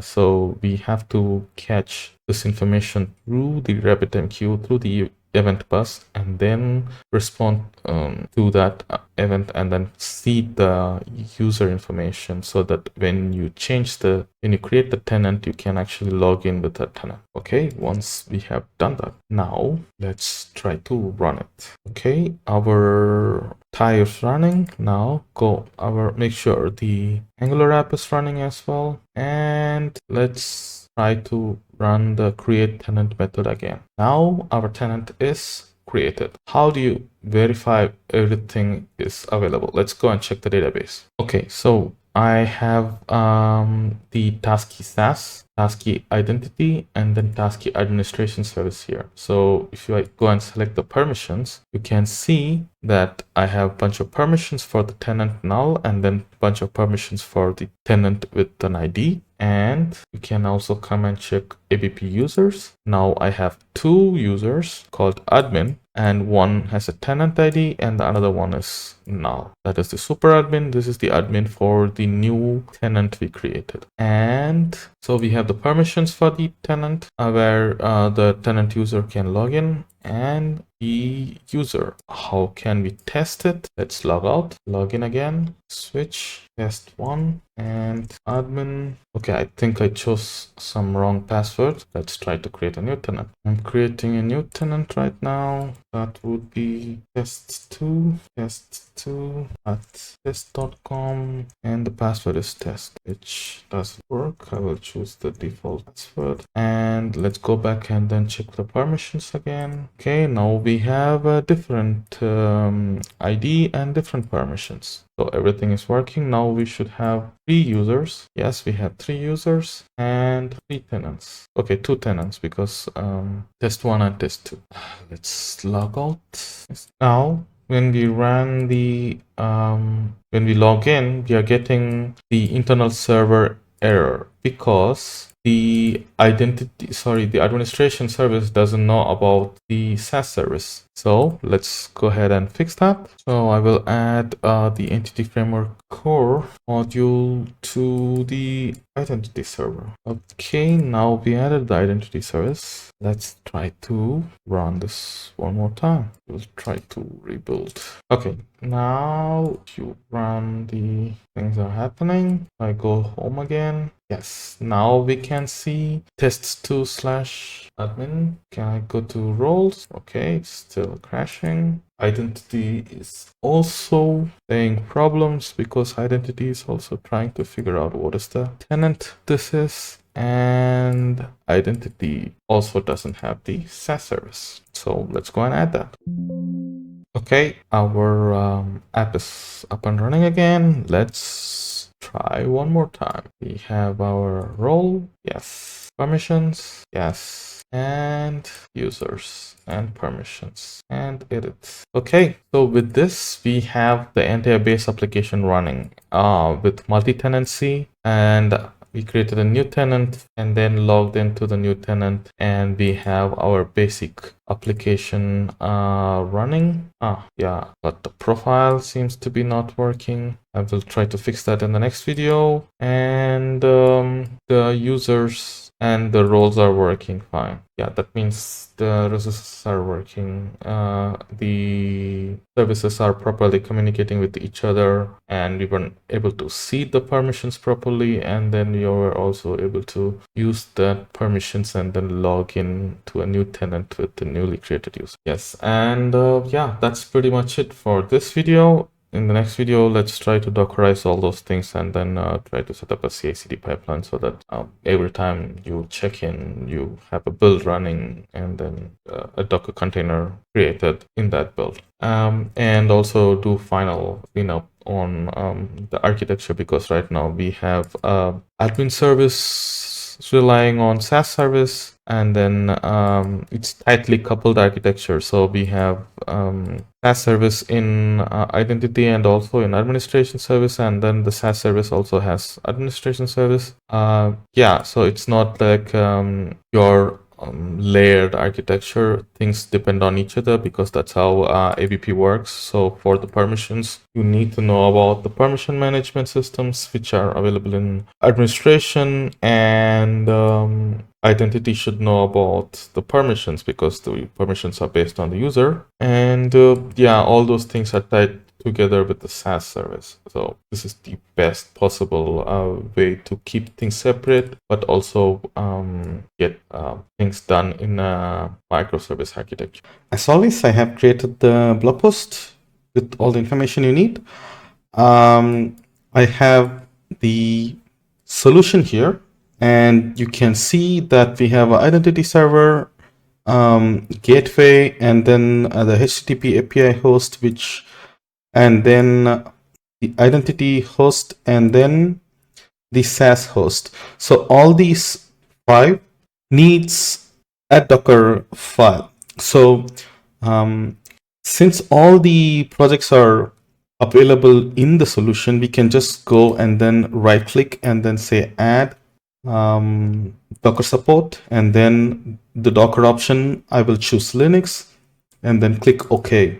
And you can see Visual Studio just created a Docker file for us.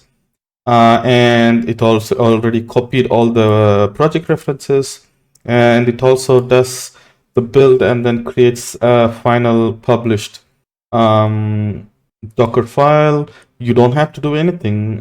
Basically, just add it and then just save the file. You will already have a Docker file here if you during the project creation from the ABP, just delete that because that's not valid anymore because we deleted a bunch of projects and also the references are different right now. So just make sure you delete the existing Docker file and then go to the add menu in the Visual Studio and then choose Docker support and then click OK. And you just have to do that for almost all the applications. I have already done it for the first two. I will do that quickly and for the next three, and then we can go to the next step. Okay, so now we have a Docker file for all the applications. So we have 1, 2, 3, 4, and 5 Docker files.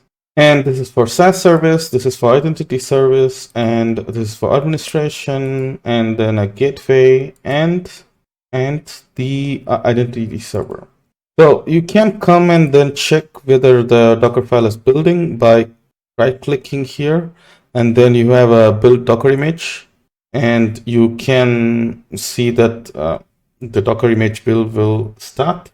Okay, so the build was succeeded, and then it went through all the steps, and then it just finally created an image with the name Tasky IdentiyServer, and then we have our image done.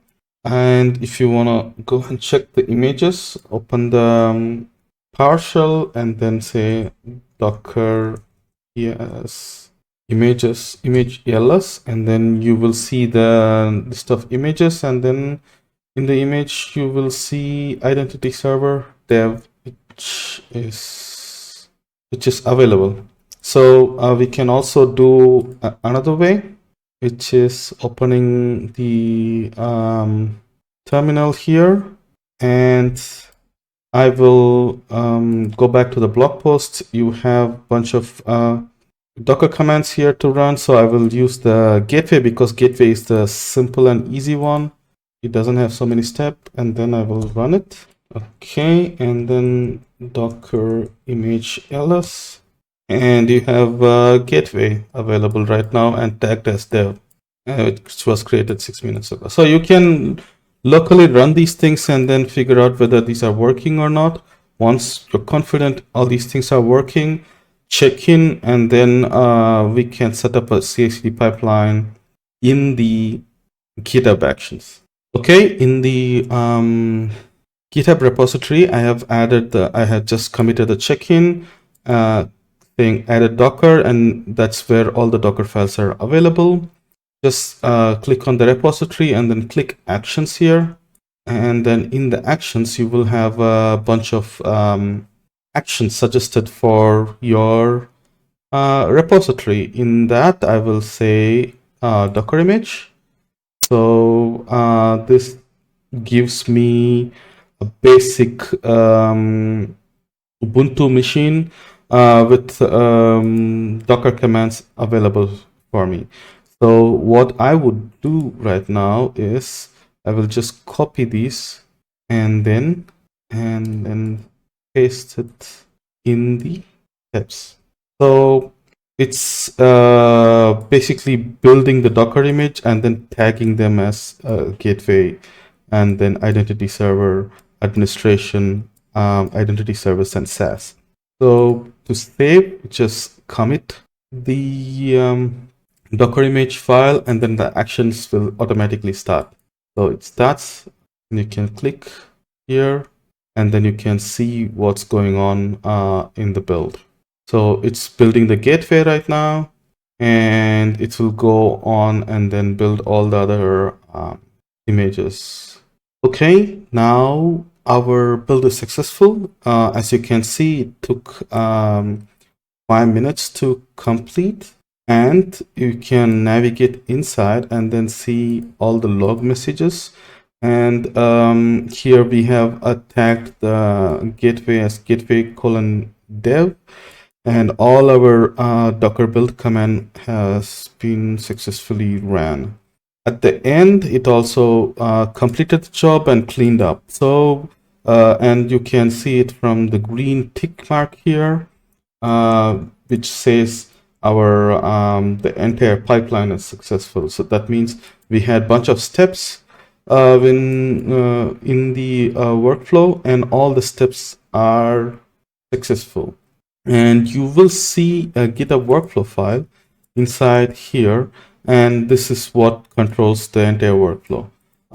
We are not doing anything fancy. We are saying, hey, if there is anything coming to the branch master, or if there is any pull request coming in, just make sure to run the Docker build and then tag the image as dev. Yeah, and this way we always have a latest dev container available in your repo. So it's pretty easy to do with Docker Actions, and there are a few other ways to do it. You can also use Azure pipelines or Jenkins if you are into that. But GitHub Actions is the easiest way to do it. It will just work out of the box, and you don't have to do so much as you've seen. Yeah, that's pretty much it for this video. I will try to do another video on explaining how to add a new service to the list of services. So we have admin service, identity service, and SaaS service. So that means our base project is working. We have an Angular app and then the identity server app. So this is the base project, but if you actually want to do your own services, that means you have to come and add a new service and then configure all these new services with the base solution. So that will be the next ideal step. Add a new service to it, and then see how we can configure this new service into this microservice architecture. In the last video, we saw how to set up the base application. And once that is done, you probably want to add your own services. So in this, I will add a sample service called project. And while doing that, in the new project service, we will add multi-tenancy, feature management, and the permission management. These are the common features which I use, so I thought it will be a good demo to showcase. Okay, so you add a new service and you add an entity, and that entity will have a multi-tenancy. And I will also have a feature to enable or disable the service, and I will also have a bunch of permissions to enable or disable the API endpoint. Okay, let's get started. As always, I have created the blog post. This is the part 11, and we have all the scripts. And to make it easy to create create services, I have created a small PowerShell script which will set up our initial folder structure for our services. So what I am doing here is I'm actually taking one argument, which is the service name, and I am trying to get the solution name, and then also change the name to Pascal case and add a service prefix to the service name, and then lower and then convert that as a folder name. And here we have a ABP command which creates the service with no UI, and we have a bunch of remove items here. So you can see remove recurse. This is actually removing the unnecessary files which are generated during the ABP command. And finally, in this, we are adding all the new projects created into the solution. So if you're familiar with PowerShell, this will not be confusing, but if you don't know PowerShell, just copy it and run it. I will show how to do it right now. So this is the project we have. So if you can come and see here, we have our apps here, and then our gateway here, and this is where the services are. So what we are going to do is we are going to add one more services here. So the first step is I will add a new file and call it, how do I say, new service.ps1. So that is going to be our PowerShell script. Search for PowerShell. And inside this, just copy the PowerShell script. And we have a PowerShell script now. So open the terminal. Okay. First, make sure the script is available. Yes, you have the script available. And let's clear it. Then to run, I'm going to do this. Okay, our project service is created right now, and let's open up the solution. After running the script, you would see this new section here. This is what the script has created. It has created the host. It has created the host project here, and it also created essential modules here. So we are going to integrate this new projects microservice into our base solution.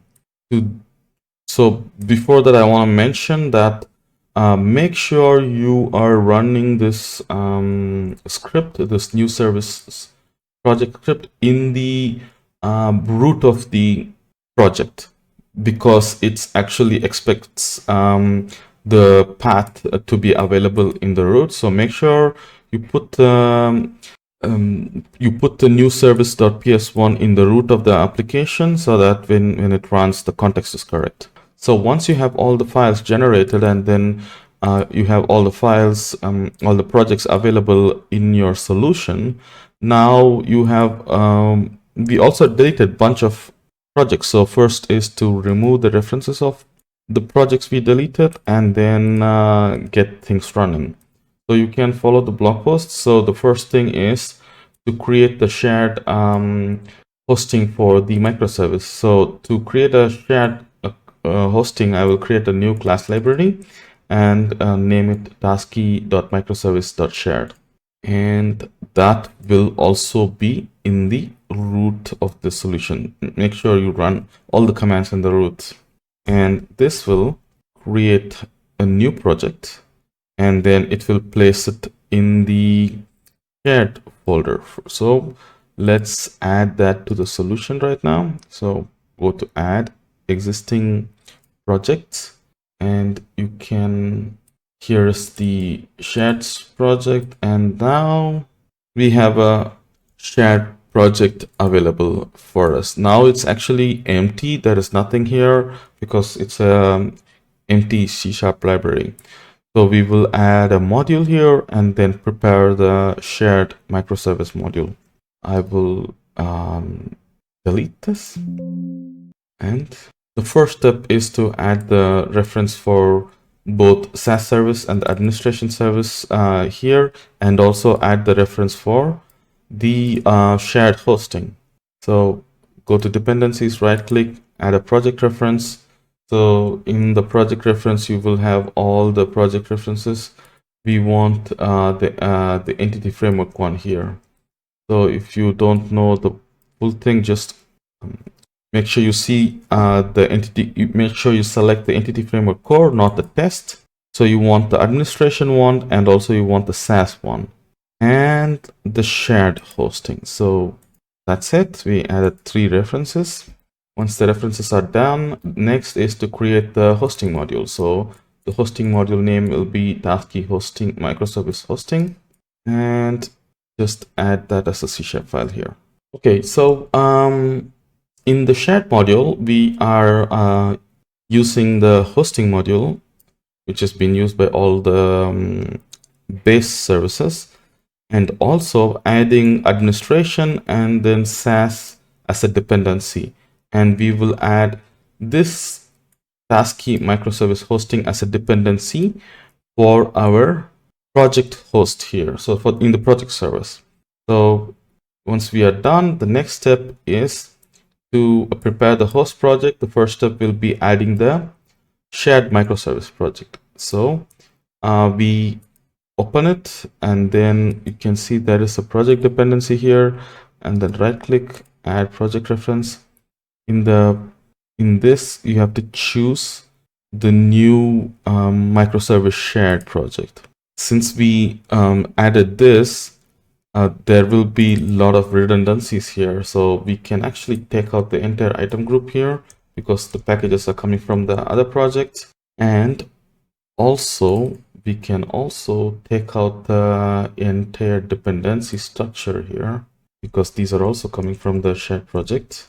And yeah, take out all these things. Wait, multi-tenancy is also coming from the shared project, right? Yes, we have multi-tenancy here, so we can safely remove these things.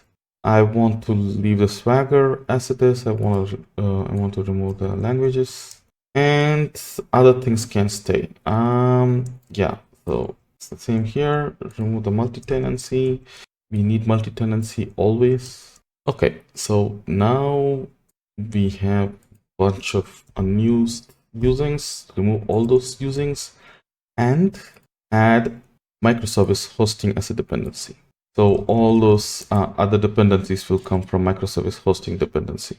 Okay, once that is done, let's go to the next step. Next step is to update the app settings.json. Before updating the app settings.json, we have to set a port of 7004. The last service, if you look in the Tye, the SaaS service has a port of 7003. So what I would do is I would change this port number to 7004. So initially it will have some default ports or some random ports. Let's go and then update that. I will add that as host. Sorry, not host. And 7004. Okay, now we have our port number changed. And the next thing is to update the app settings.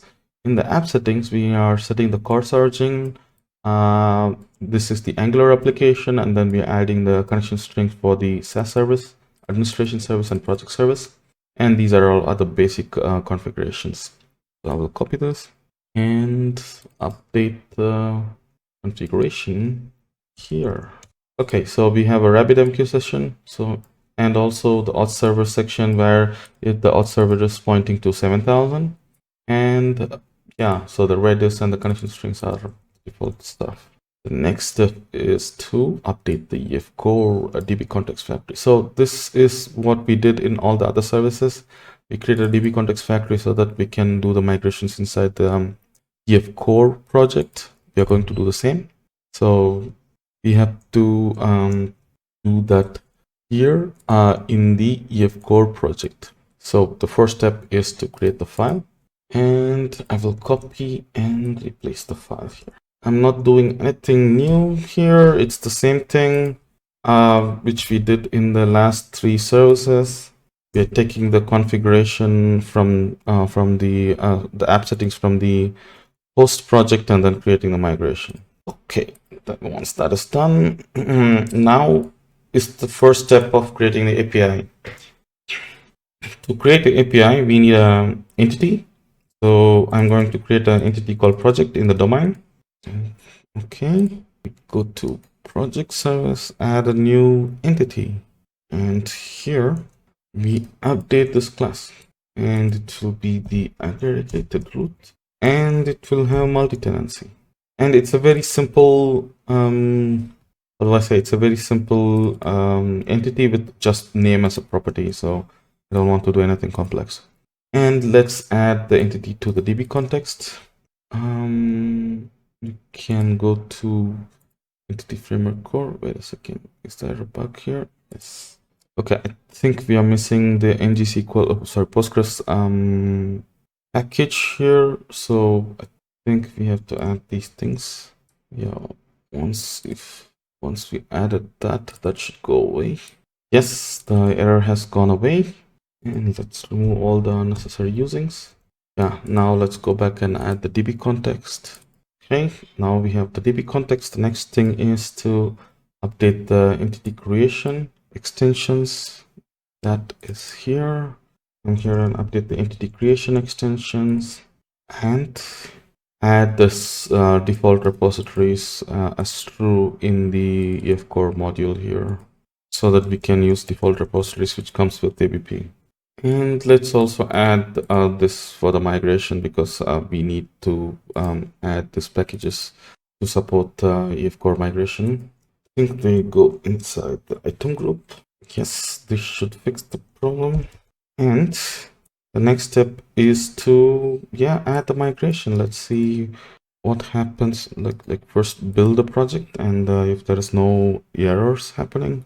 Okay, there are no errors happening. And now open the terminal and then see. Okay, the migrations are created, and then you should be able to see the migrations here. Yeah, we have the project service project table here with all the things we need, and also a drop table. Okay, the migrations are correct. We can apply the database here, but I will skip it so that we can apply the database using the DbMigrator project. So the next step is to add a new package of features. So before creating the API, we should have the features and the permissions ready. So that's what we're going to do. So I will add the features in the contract.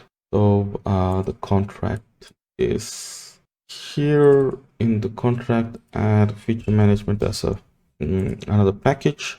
And once that is done, add the project features. So I would say there's permission, create a folder called features as well.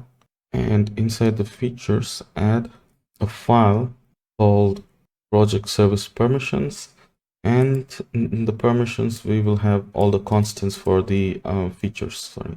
This is the group name, and this is the default feature. The next is to create the feature definition provider. Let's go and then create that file as well.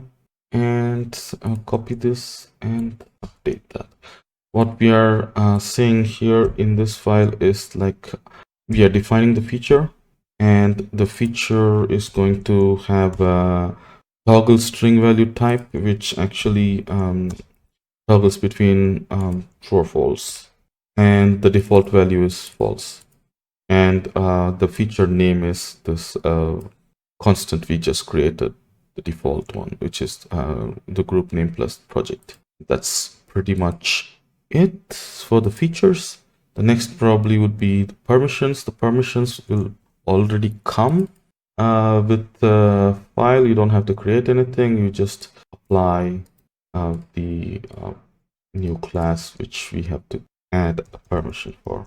So we have a project permission with project, and then the project create. Next step is to define the permission. Just copy this and then paste it in the. Okay, we have added the permission, we have defined the permission, we have defined the features. Now we can actually go and then create a DTO. The DTOs are in the contracts. So if you come and see inside the sample, so you have iSample app service and iSample DTO. I would say add something like a folder called project and add a class name project DTO. And it's a very simple DTO, and it's gonna be the same for the app service interfaces. Okay, we have our interface ready right now. And okay, now since we have our DTOs and the interface ready, we can do the app service. So the app service is going to be named as project app service. Let's go and then do that in the application. I would say create a folder called project and add a file project app service. Okay, now we can copy and paste the entire app service here. Okay, so we are using the features, we are using the permissions, and we are using the generic repositories to create. Okay, so we have features, we have permissions, and then we have generic repositories, and we are applying permission at the service level, and we are also applying it in the method level. And what this does is it will actually create one project, and then we can list all the projects available. Nothing serious happening. And let's go and create the controller. This is actually not required, but yeah, let's do it properly with the controller.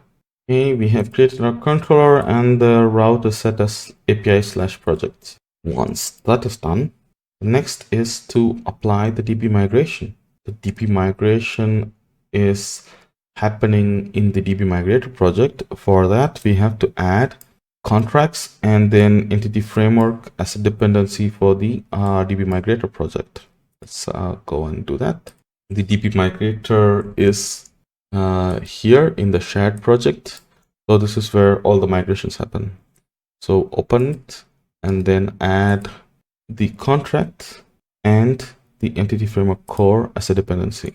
We need these two because the contracts is where all the permissions are, entity framework is where the entity framework things are, so it's actually essential for the migration.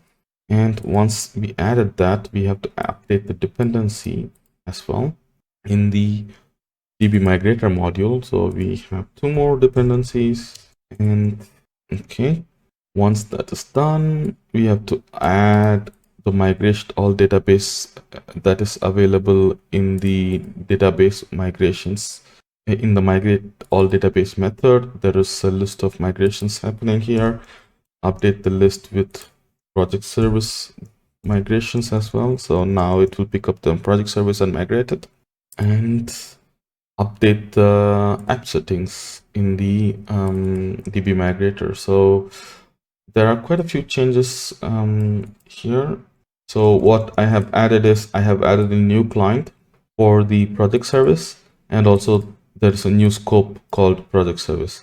And it's the same in the API scope. There is a new project service scope and also the API resources called project service. And I also added the project service to all the clients as a scope, so that all the clients have access to the project service, and then added the project service connection string as a dependency in the connection string. Once that is done, the next step is to update the administration service. This is required because we are the permissions are in the contracts, and we are storing the features and permissions in the administration service. So the administration service should know about these things. So let's go to the administration service, and the administration service host is here, and just open the, so this is where all the dependencies are mentioned. Add a project reference to project service contracts, and then once that is done, add a dependency of. Okay, now we followed all the steps. So the next thing to do is to run the migration. So to run the migration, run the DbMigrator project. So you can find the DbMigrator project here in the dropdown here. So find that project and then run it.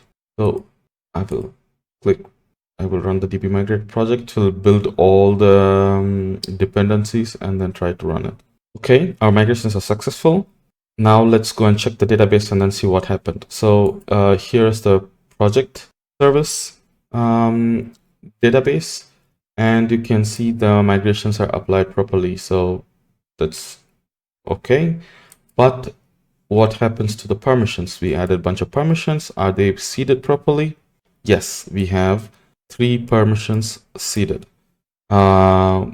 You can see that one for the default tenant, and I have 2 tenants. For each tenant, the permissions are seeded properly, and you will not see anything here if you didn't add the features. Since I already tried, so it just shows up. So initially, when you come and try, usually you won't see anything. Other than that, we are good to go. Before that, go and check the IdentiyServer clients, and then you should see a project service Swagger as a client there.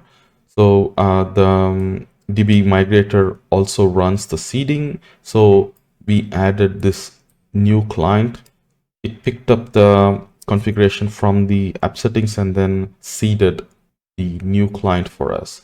Now let's add that project to Tye. So I would copy the SaaS service and then call it project and project service, and the port is 4. And now rebuild the solution and then see if the Tye can run things properly. Okay, we have an error. We have this DB context. Okay, so in the project host, we have an entity framework core folder. We forgot to delete that. It's actually not required. We can delete that. And rebuild the solution again and then see if there's any other errors. Okay, the build is successful. Let's see if the Tye is running. Okay, our Tye project is actually running. So we can go and then see if the project service is up. Our project service is up. We have our sample service and then we also have a project. So the first step you have to do is run the Angular application and log in. Okay, once you logged in, okay, I logged in as a tenant 2 and as admin, but I have to log in as super admin to enable the features. I will log in, and instead of that, I will remove the tenant and then do. Okay, so now go to the tenant management, click manage host features, and click project service. So make sure this project is enabled, because only if the project is enabled, our APIs will work, because we said the required features as project. And I do the same for the tenant 2. Make sure the project is enabled. Once these two are enabled, log out, and let's do a login from our project service API. First, I want to create login as a super admin. Okay, so we forgot to add the project service URL to the IdentiyServer, so it's a problem. So that's why it shows an error. So the IdentiyServer here doesn't know about the new service we created. So we have to tell them, to tell the IdentiyServer, hey, if there's a request coming from 7004, allow it. Rerun the Tye again. Okay, let's do this again. Try to log in. Okay, the login was successful. Now I want to go and then get the projects, and it's empty. And I want to go and then try out to create the projects from default tenant. So I will execute this, and we have a tenant available. So execute now. We get the internal server error. Let's go and check Tye dashboard. What is the error? Okay, we forgot to do the mapping. Mistakes. So I think I mentioned in the blog post, do the mapping for the APIs once we did the oh, did I? Okay, I think I missed it in the blog post. So what we have to do right now is in the applications, you just have to add a object mapper, create map from project to project DTO. That's it. So this will map the view model to the model. Okay, let's go and try that again. Okay, unauthorized. Yes, now we get the response back, a project from default tenant. So if you go to the database and then check in the project service, so you get the tenant ID as null. But if I want to create a project in another tenant, that means I have to first log out, and I have to log out from the IdentiyServer as well. Yeah, so when I do authorize right now, you have to come and switch the tenant test2, and here login now. And if you execute right now, it's going to be empty because we are in a new tenant, and we can create a new project in from tenant to execute this, and then query it. Yeah, you get a project from tenant 2. And if you go back and then check the database, so you have a project from tenant 2, which has a tenant ID, and a project from a default tenant, which is null. Now you have a project service, which is multi-tenanted, which has features enabled and also has permission enabled. And you can easily integrate this into the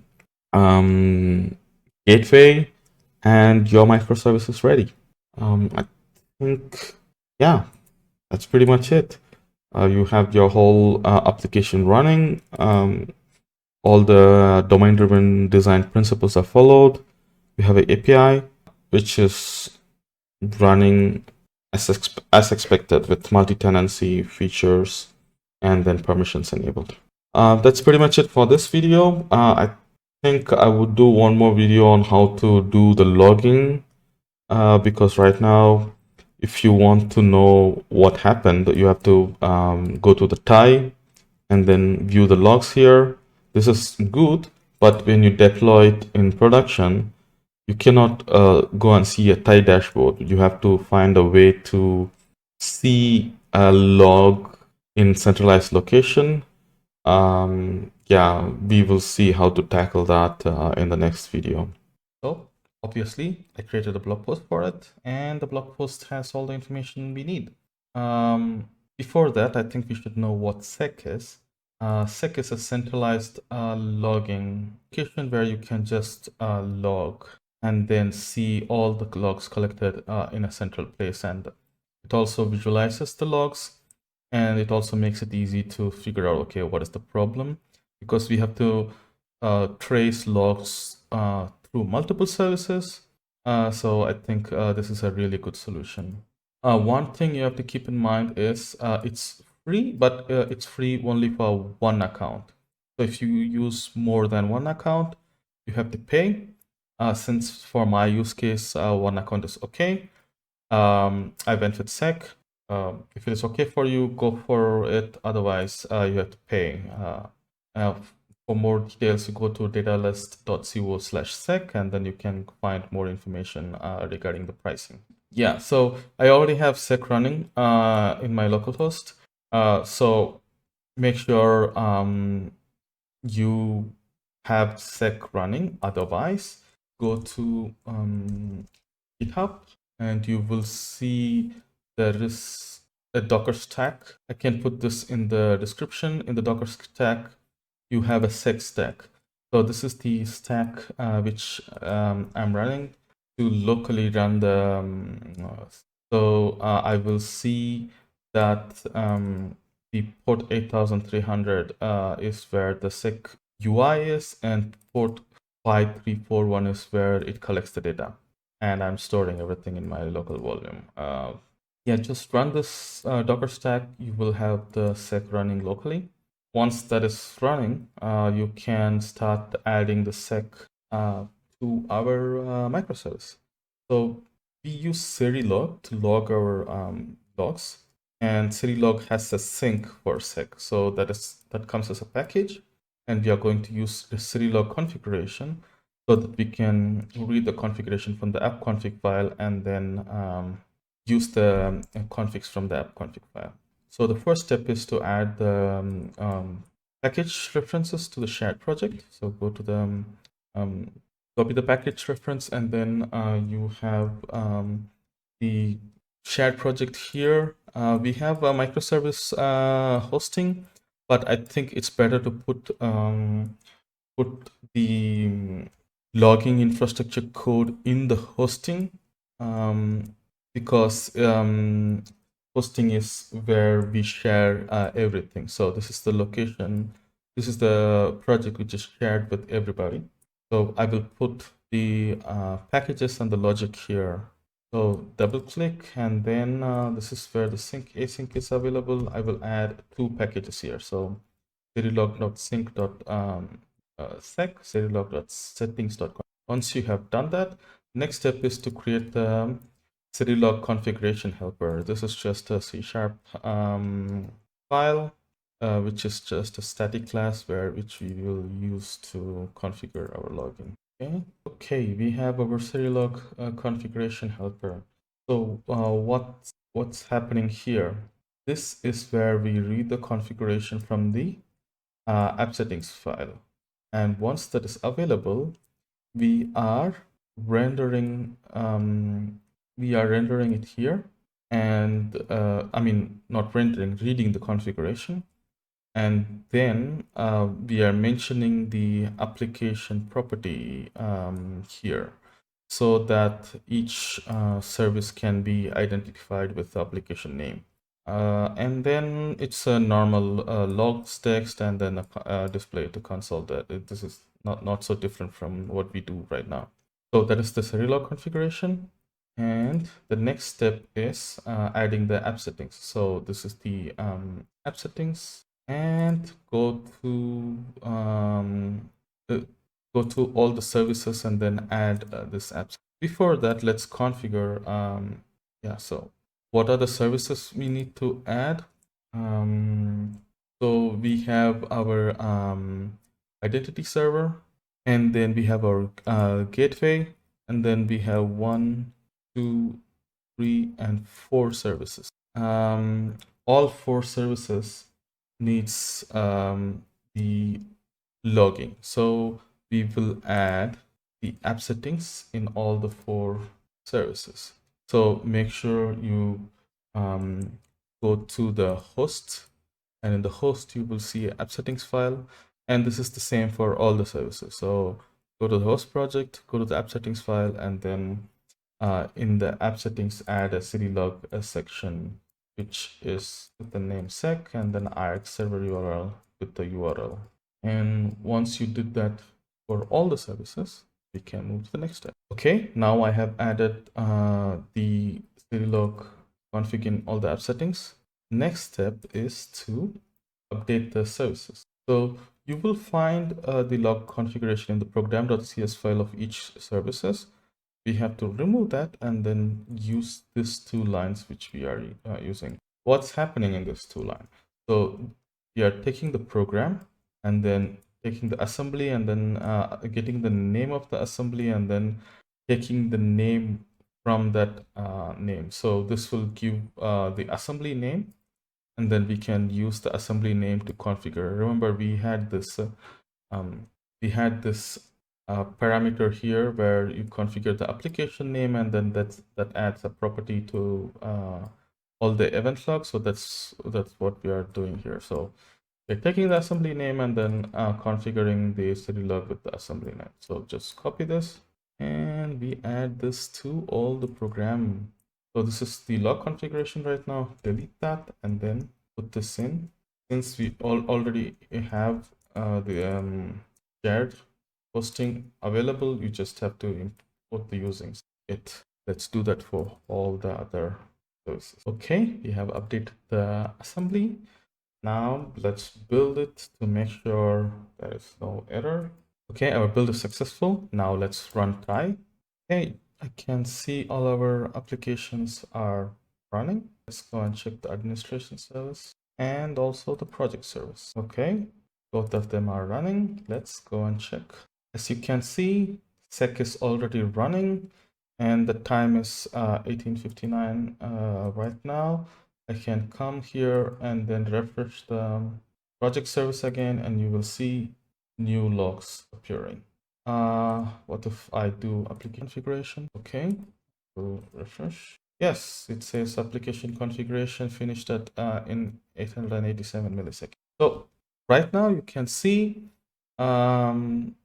we have logs, but everything is clustered in the same location. But if you can see that, okay, you can see the application is IdentiyServer, and here the application is actually project service, and yeah, but it's kind of a mess. You cannot figure out which is what, because all 4 services are running right now, and you cannot figure out which is coming from which service. So in this situation, you can actually create filters here, like I created here for admin service. So that means it only brings admin service here, and then you can click administration identity service, which will bring only identity service. So how do we do this? The first step is get away from all the filters. Now you have application here. So I would say just we are going to create a filter for this. That's it, nothing else. Let's see how to do this. You have to click here and then find. So you have to understand, you have to click here. Click here, the tick button, which is really small, and then click find. This will filter things based on the things you selected here. So this is the value which we are looking for. So any logs which contains the application name, which is called tasky. Sorry, any application name which contains tasky.projectservice.http/API.host. So you click this and then you just queried only the logs which contains project service. Now, how do I add this as a filter here? Again, go to this button here. Once the filter is done, click there. That will add a new filter and give it a name called project. And might kind of feel weird, but this is the save symbol. So they have a bad UX. That is the save icon. Go and then click save. Now you have a project filter here. So you can come back, and then now you can filter with projects. You will only get project service logs, and then now you get both project and identity. Now if you unselect, now you only get identity service logs, and you can now get admin service log. So you can add more filters, and if you want, and also you can filter only based on connection ID. So you can know what happened on that particular connection, or you can also go filter on content type. So you can basically filter on any data which is collected in SEC. That's one of the biggest advantages of using SEC. You can write queries here to analyze your log. And it also comes with a really nice dashboard, and you can create your own dashboard if you want. Yeah, so this is how I actually view logs, because once you have like 5-6 services running, it will be very hard to figure out where the error happens, because right now we have a very distributed application, and it's nice when you have one location where you can just go and then check all the logs and then query the logs and figure out, okay, this is what happened. And if I want to just come and check, okay, I want to get all the requests which came to this application configuration path, and I can say, okay, it came from the project service on this time, and then yeah, you can go from there. And if you had any errors, you also have all the errors logged here.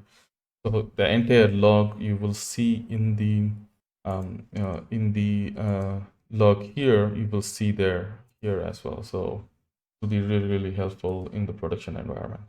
That's pretty much it for this video. And I think this also concludes the entire series. So I will move on to something else. This will probably be the last video on this Microservice with the ABP series. I hope you liked it. If you liked it, give it a thumbs up and subscribe to the channel, and share the video or tweet about it. I will see you soon again in another video in some other topic. Have a good time, guys. Bye-bye.